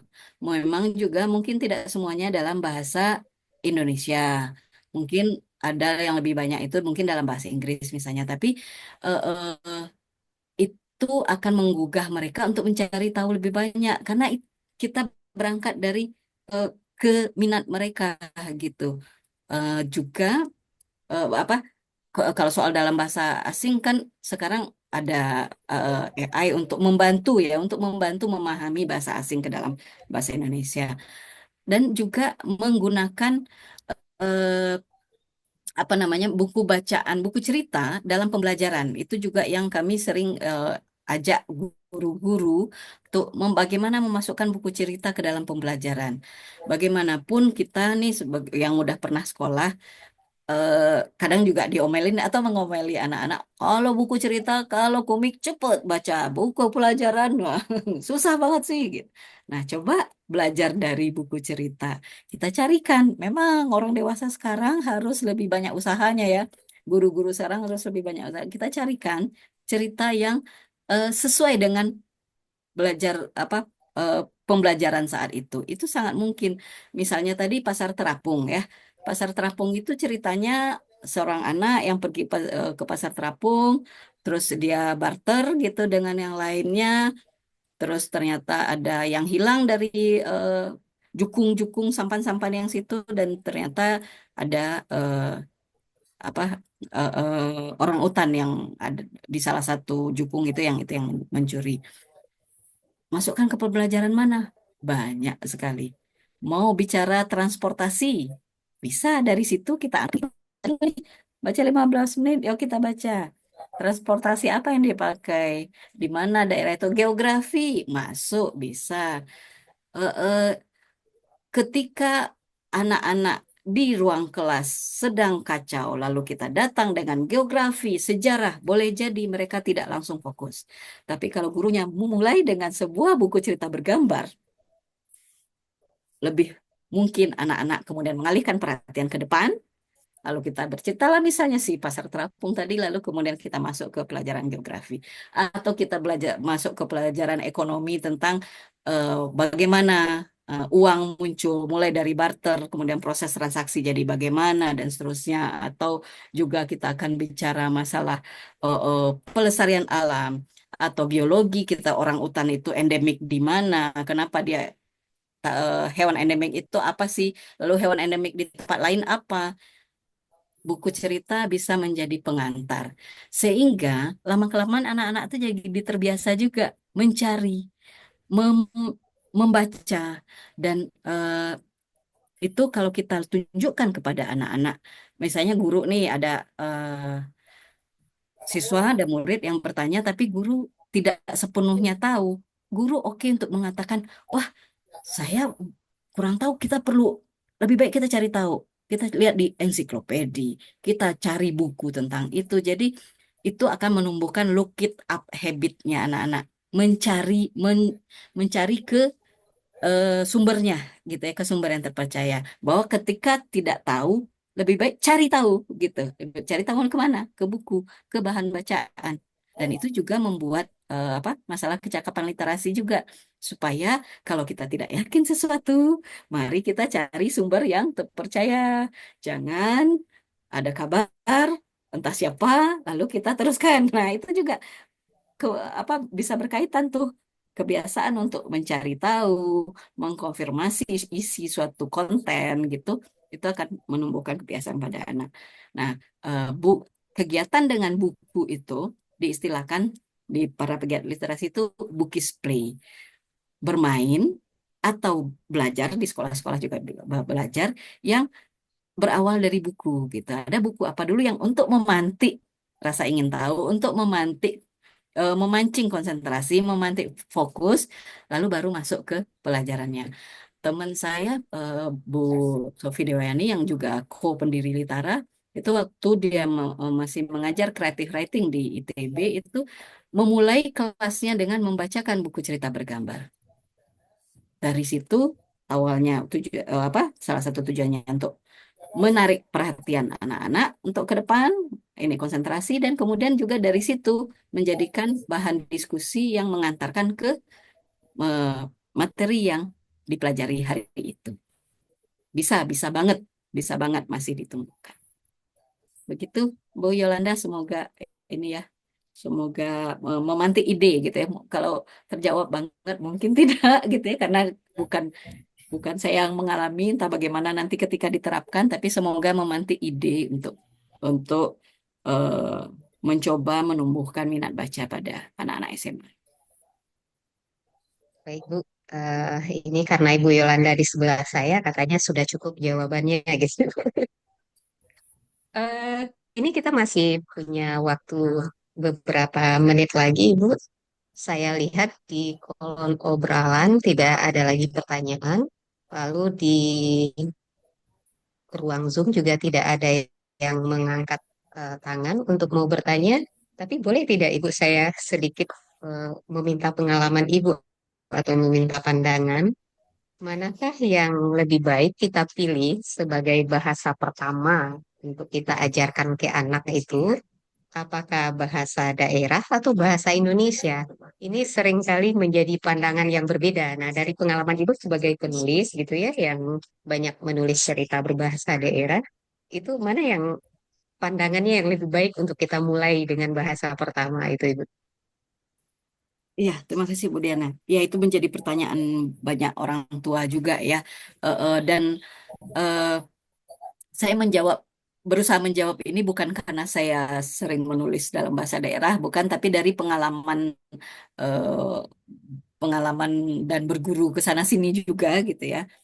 Eh, bareng, berbarengan sambil sambil berbahasa Indonesia juga, berbahasa daerah juga akan ada masanya memang seperti sulit gitu ya. Mungkin anak akan ketuker-tuker mungkin eh, kosakata bahasa Indonesia ketika bicara dengan orang tuanya yang berbahasa daerah, tapi nyelip bahasa Indonesianya. It's okay, jangan ditertawakan. Atau sebaliknya di sekolah nih ada anak yang pas lagi ngomong sama gurunya bertanya terus nyelip bahasa daerahnya. It's okay, jangan disalahkan. Jangan ditertawakan, jangan disalahkan karena itu yang lebih fatal itu bukan kesalahannya, tapi yang lebih fatal tadi discouraging atau penertawaan dari orang dewasa dan anak-anak di sekitarnya. Dan kalau kita tenang, anak-anak yang lainnya mungkin ketawa tapi it's okay gitu ya. Tapi kalau kita, oh kamu masa campur-campur, itu akan sangat menyurutkan eh, eh, apa? Tidak menambah kemampuan, tapi malah menyurutkan kepercayaan dirinya dalam menuturkan bahasa tersebut. Jadi seperti kunci dan anak kunci, ada masa memang dia akan mencari penyesuaian. Tapi begitu klop, kedua bahasa akan dia dapat gitu ya.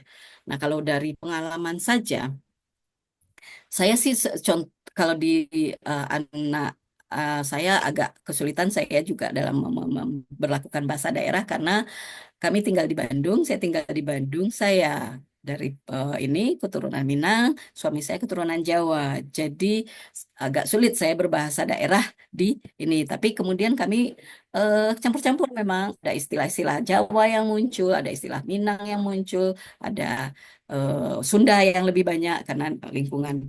Tapi anak-anak setidaknya sedikit banyak juga tetap terpapar bahasa Jawa dan bahasa Minang. Nah, jadi nggak buta sama sekali. Tapi juga kalau dari pengalaman ya, seperti saya bilang, saya lahir dan besar di Padang, tapi karena orang di sekitar saya yang apa saudara yang datang lah, bapak orang tua saya juga berbahasa eh, Baru Gunung dan saya sendiri juga sering berlibur ke Baru Gunung, jadi saya fasih berbahasa Baru Gunung. Adik saya juga tentu lahir dan besar di Padang. Saat itu kami berusaha untuk berbahasa Padang ke dia supaya tidak tercampur-campur karena waktu itu tingkat pemahaman seperti itu ya, mengira akan lebih baik kalau adik saya itu tidak usah kenal bahasa Baru Gunung karena toh dia di sekolah berbahasa Minang, berbahasa Indonesia. Tapi karena kami di sekitarnya tetap berbahasa Baru Gunung, walau begitu ngomong ke dia berbahasa Padang, dia juga tetap bisa berbahasa baru gunung.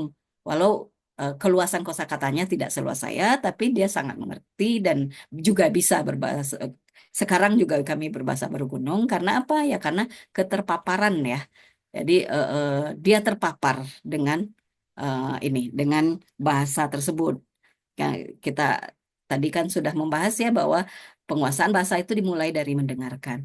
Nah, termasuk juga bahasa lain, bahasa Inggris, eh, anak-anak yang di sekolah yang ketika pelajaran bahasa Inggris, bahasa pengantarnya adalah bahasa Inggris, itu akan lebih cepat cacisus dibanding ketika belajar bahasa Inggris di sekolah yang bahasa pengantarnya bahasa Indonesia, gitu kan.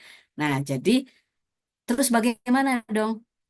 Mari kita orang dewasa untuk yang misalnya di daerah masing-masing berbahasa daerah lah ke anaknya sebisa mungkin ya. Walau saya menyampaikan begitu, tapi saya sendiri tidak mempraktikannya karena ya nggak mungkin saya berbahasa Minang ke suami saya sepanjang waktu gitu kan, nggak sepenuhnya dia ngerti nanti gitu. Nah, berbahasa ini saya miris kalau misalnya eh, saya di pinggiran Payakumbuh, nggak di Payakumbuh tapi di pinggiran Payakumbuh. Payakumbuh ini Bapak Ibu salah satu kota di Sumatera Barat, tapi bukan yang kota besarnya amat gitu ya. Nah, orang tuanya totok orang Payakumbuh, tapi berbahasa Indonesia kepada anaknya dengan logat yang juga ya logat bahasa Payakumbuh sebenarnya. Jadi serba ini ya kalau bahasa Minangnya itu siko capeh jadinya. Bahasa Indonesianya nggak jago, mungkin anak-anak itu bahasa Minangnya, bahasa Payakumbuhnya juga hilang. Sayang banget kan.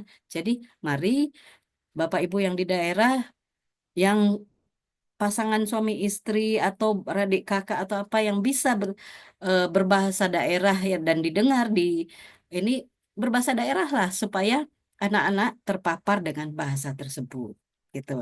Eh, terus bahasa Indonesianya gimana? Iya nggak apa-apa berbahasa Indonesia juga sekali-sekali atau buku yang dibaca lewat mendiskusikan kejadian-kejadian yang ada di sekitar gempa bumi atau segala macam gunakan bahasa Indonesia atau ya di sekolah kan berbahasa Indonesia insya Allah gitu. Begitu Bu Diana. Baik, Ibu. Sebisanya kita seimbangkan segala sesuatunya ya, Ibu ya. Betul. Ya, baik Ibu, karena tidak ada pertanyaan, lalu eh, kesempatan untuk kita berdiskusi di ruang ini juga sudah mencapai batasnya. Barangkali, Boleh saya bertanya satu nggak Bu Diana? iya Bu, Boleh saya yang silakan Bu. bertanya? Saya mau bertanya, saya justru yang bertanya. Eh, apakah menurut Bapak Ibu, ya siapa saja yang bisa menjawab ya, Bapak Ibu atau rekan-rekan di sini, apakah pelatihan bagi penulis itu dalam rangka mau menulis buku berbahasa daerah, menurut Bapak Ibu pelatihan itu perlu tidak? Nah, Gitu. baik, Bukan nggak eh, usah ini kaitkan dengan dana ya, nggak usah kaitan dengan iya, dana, Bu. lebih kepada perlu tidak gitu. Ini karena pertanyaan diutarakan untuk kita semua yang berada di ruang kanal Zoom ini. Adakah Bapak dan Ibu yang ingin memberikan jawaban dari pertanyaan Ibu Eva?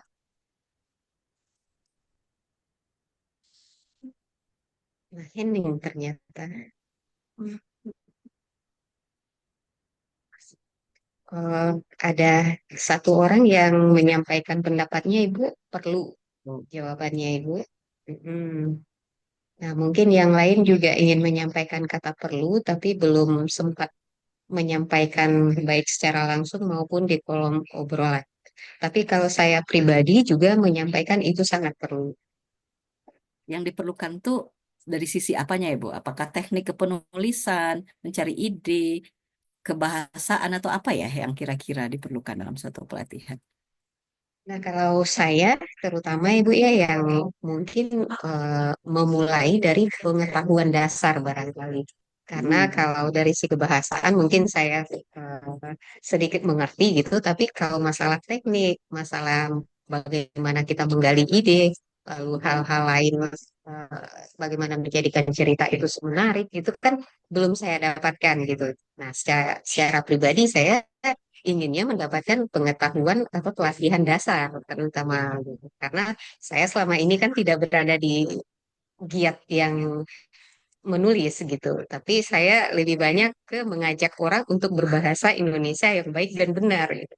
Lalu saya juga kalau di Balai Bahasa Provinsi Sumatera Barat ini sebagai pekamus sih, pekamus yang mengajak orang untuk melestarikan bahasa daerah dan berbahasa Indonesia gitu ya di dua sisi. Nah, gitu juga saya juga di Trigatra juga berupaya mengajak kita semua agar menguasai bahasa asli. Lalu ini ada dari Ibu Arianti katanya sangat perlu Bu, karena tidak semua penulis terbiasa menulis cerita dalam bahasa daerah. Apalagi menulis cerita anak berbahasa daerah yang sesuai dengan jenjang usia atau sasaran pembaca. Nah, jadi ini juga ada Ibu Leni menyatakan perlu. Sepertinya kalau boleh saya ini mewakili pendapat gitu, kalau kami yang di sini menganggap itu sangat perlu. Ya, Eh, saya izin mencatat tanggapan ini ya Bapak Ibu. Jadi saya cerita ya, saya jujur bahwa saya bukan apa dibilang survei nggak survei aja. Jadi jujur begini, saya sedang kuliah dan salah satu mata kuliah saya itu adalah design thinking namanya yang ketika kita membuat suatu produk atau layanan yang perlu kita pertimbangkan betul itu adalah customernya gitu. Misalnya layanan saya misalnya adalah memberikan pelatihan. Nah, saya perlu mempertimbangkan betul yang diinginkan oleh para stakeholder, baik itu penulisnya, peserta pelatihannya, atau orang yang akan memanfaatkan hasil dari pelatihan tersebut, ya misalnya balai bahasa gitu ya, itu pandangannya bagaimana. Nah, itu yang perlu saya ketahui gitu. Jadi makanya saya tanya-tanya, jadi terus saya catat gitu, kita catat apa yang menjadi tanggapan. Nah, itu juga yang kita perlu lakukan di sebagai apa penulis gitu. Customer kita tuh siapa? Ya anak-anak, yang diperlukan nama anak-anak tuh apa? Apa sih yang penting bagi mereka? Seperti apa sih mereka perlu? Terus selain anak-anak, tentu juga stakeholder dari buku bacaan anak itu tentu juga ada orang tua, ada guru, ada balai bahasa gitu ya, dengan kita sebagai kan kita di sini kan bisa dibilang balai bahasa kah atau penulis kah itu kan juga ini ya eh, produsen ya, produsen bukunya. Nah, saat memproduksi sesuatu itu kalau kita mendengarkan apa yang diperlukan atau apa yang penting atau apa perasaan atau keinginannya customer, dalam hal ini adalah pembaca sasaran, yaitu anak-anak, eh, atau balai bahasa sendiri, atau penerbit misalnya, kita akan lebih bisa menghasilkan naskah yang memenuhi harapan para stakeholder tadi, dan terutama tentunya stakeholder yang utamanya tentu anak-anak. Gitu. Itu kaitannya dari apa yang saya tanyakan dengan apa yang saya lakukan dan apa yang sedang kita lakukan. Gitu. Terima kasih Bu Diana, Bu Arianti, Bu Leni, Bu Dini, Kak Eci sudah menjawab yang saya tanyakan. ya, baik Ibu. Ini saya mewakili teman-teman semua mengucapkan terima kasih dan apresiasi yang setinggi-tingginya atas ilmu yang telah Ibu bagikan kepada kami semua. Semoga karyanya semakin banyak, perjalanan untuk mencapai tujuan semakin dilancarkan, dan kita diberikan selalu rahmat dan berkah. Eh, Tugas saya sudah selesai, sudah diberi di ujung waktu. Saya kembali mohon maaf atas segala kekurangan dan kesalahan atau kekhilafan atas proses atau perjalanan kita selama diskusi ini dengan Ibu Eva. Untuk itu saya tutup dengan mengakhirinya. Terima kasih. Saya kembalikan kepada Puara. Silakan, Uda Rahman. Terima kasih. Assalamualaikum warahmatullahi wabarakatuh. Waalaikumsalam warahmatullahi wabarakatuh. Terima kasih Ibu Diana yang telah memoderatori Ibu Eva Nukman selaku pemateri dan pemantik dalam forum diskusi daring seri ke-8 kali ini.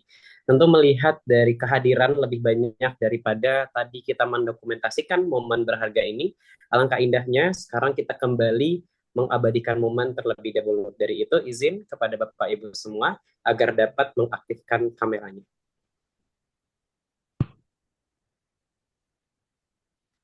Oke, dimulai untuk layar pertama dalam hitungan 1, 2, 3. Oke, sekali lagi. Layar selanjutnya dalam hitungan 1, 2, 3.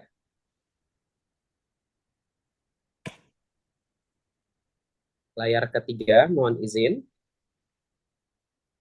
Dalam hitungan 1, 2, 3. Lanjut layar keempat, mohon izin. Dalam hitungan 1, 2, 3. Layar selanjutnya, terakhir, layar kelima dalam hitungan 1, 2, 3. Ulang tuh Mas, ulang layar 1, 2 Mas. Oke, layar 1, 2 ingin diulangi, boleh silahkan. Siap-siap. Iya, di perjalanan. Siap. Dalam hitungan 1, sih Pak Agus? Ayo Pak Agus, berikan senyum terbaiknya. Siap. Boleh. Layar 1 dan 2 diulangi. Dalam hitungan 1, 2, 3. Oke, sekali lagi layar selanjutnya. Dalam hitungan 1, 2, 3. Oke. Alhamdulillah Bapak Ibu yang berbahagia, selanjutnya kami mohon dengan hormat kepada Kasubag Umum Bahasa Provinsi Sumatera Barat, Bapak Wahyudi, untuk menutup secara resmi kegiatan forum diskusi daring seri ke-8 ini. Kepada Bapak Wahyudi, disilahkan. Terima kasih, Rahman. Apakah suara saya terdengar? Terdengar, Bapak. Baik. Bismillahirrahmanirrahim. Assalamualaikum warahmatullahi wabarakatuh. Yang saya hormati tentunya Ibu Eva Nukman atau Ibu Eva Yulia Nukman yang sudah berbagi ilmu, pengetahuan kepada kami semua. Dan juga yang kami hormati dan banggakan tentunya pada teman-teman di KKLP Pembahu, baik di Pusat Pembinaan Bahasa dan Sastra maupun di Balai dan Kantor Bahasa. Tentu yang teristimewa pada teman-teman pembahu di Balai Bahasa Provinsi Sumatera Barat. Juga para hadirin yang sempat hadir pada kesempatan forum diskusi daring seri ke-8 yang diselenggarakan oleh tim pembahu Balai Bahasa Provinsi Sumatera Barat. Saya ingin menyampaikan permohonan maaf terlebih dahulu yang tadi dibuka oleh Pak Rahmat ya, lalu tiba-tiba ditutup oleh orang yang berbeda. Memang agak gimana ya ketika kita tidak membuka lalu diminta untuk menutup begitu. Jadi tidak tahu seperti apa membukanya, lalu seperti apa menutupnya gitu. Tapi ini hanya guyon saja karena Pak Rahmat saat ini sedang bersama dengan tamu ya. Kami ada kedatangan tamu dan beliau tidak bisa bergabung bersama kita di ruang Zoom ini dan beliau meminta saya untuk mewakili beliau menutup kegiatan forum diskusi daring ini. Baik, tanpa mengurangi rasa hormat kepada Kepala Balai Bahasa Provinsi Sumatera Barat, saya mengucapkan sekali lagi terima kasih kepada Ibu Eva yang sudah berbagi pengetahuannya dan mudah-mudahan kita semua yang hadir pada ruang Zoom ini tercerahkan dengan informasi-informasi terkait dengan sarana pelestarian bahasa daerah, khususnya dalam menciptakan atau penulisan cerita berbahasa daerah, khususnya di bahasa Minangkabau, seperti sudah Bu Eva geluti dalam yayasan yang juga Bu Eva pimpin ini.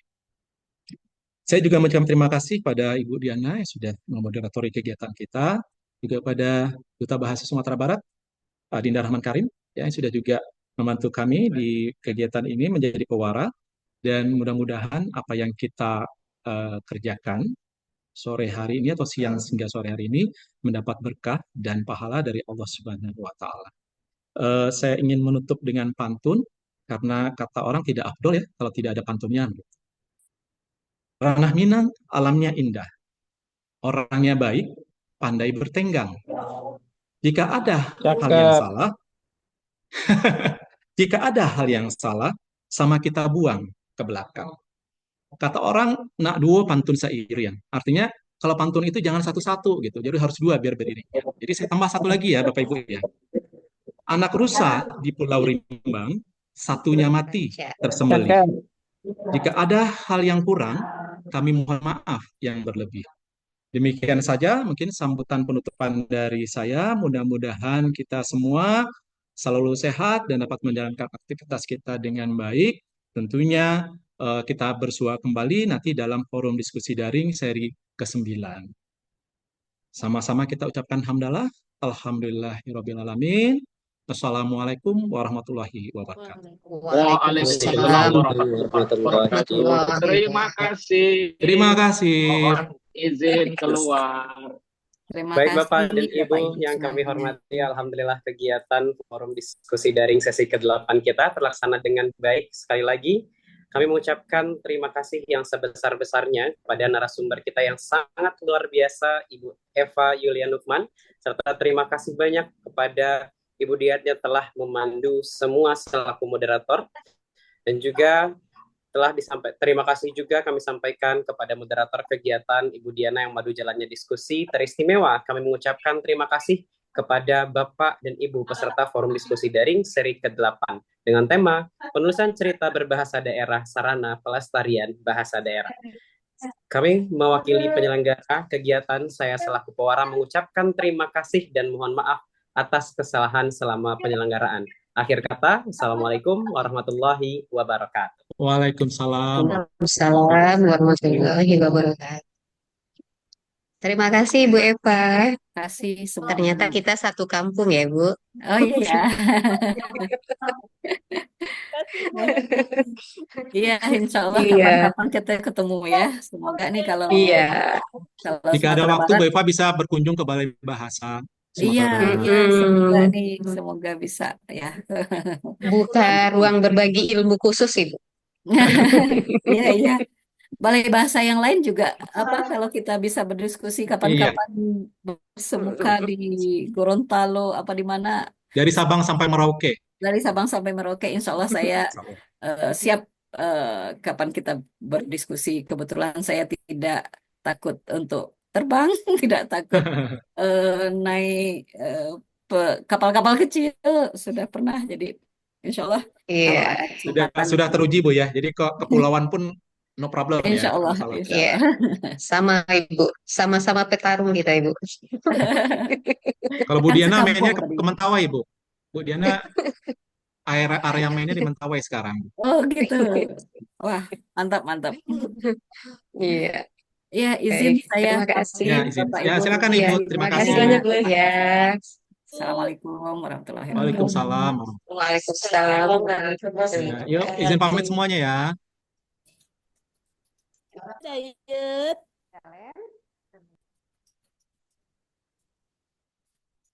Lah bisa diskusinya, Wah, berikan semangat diskusi baru.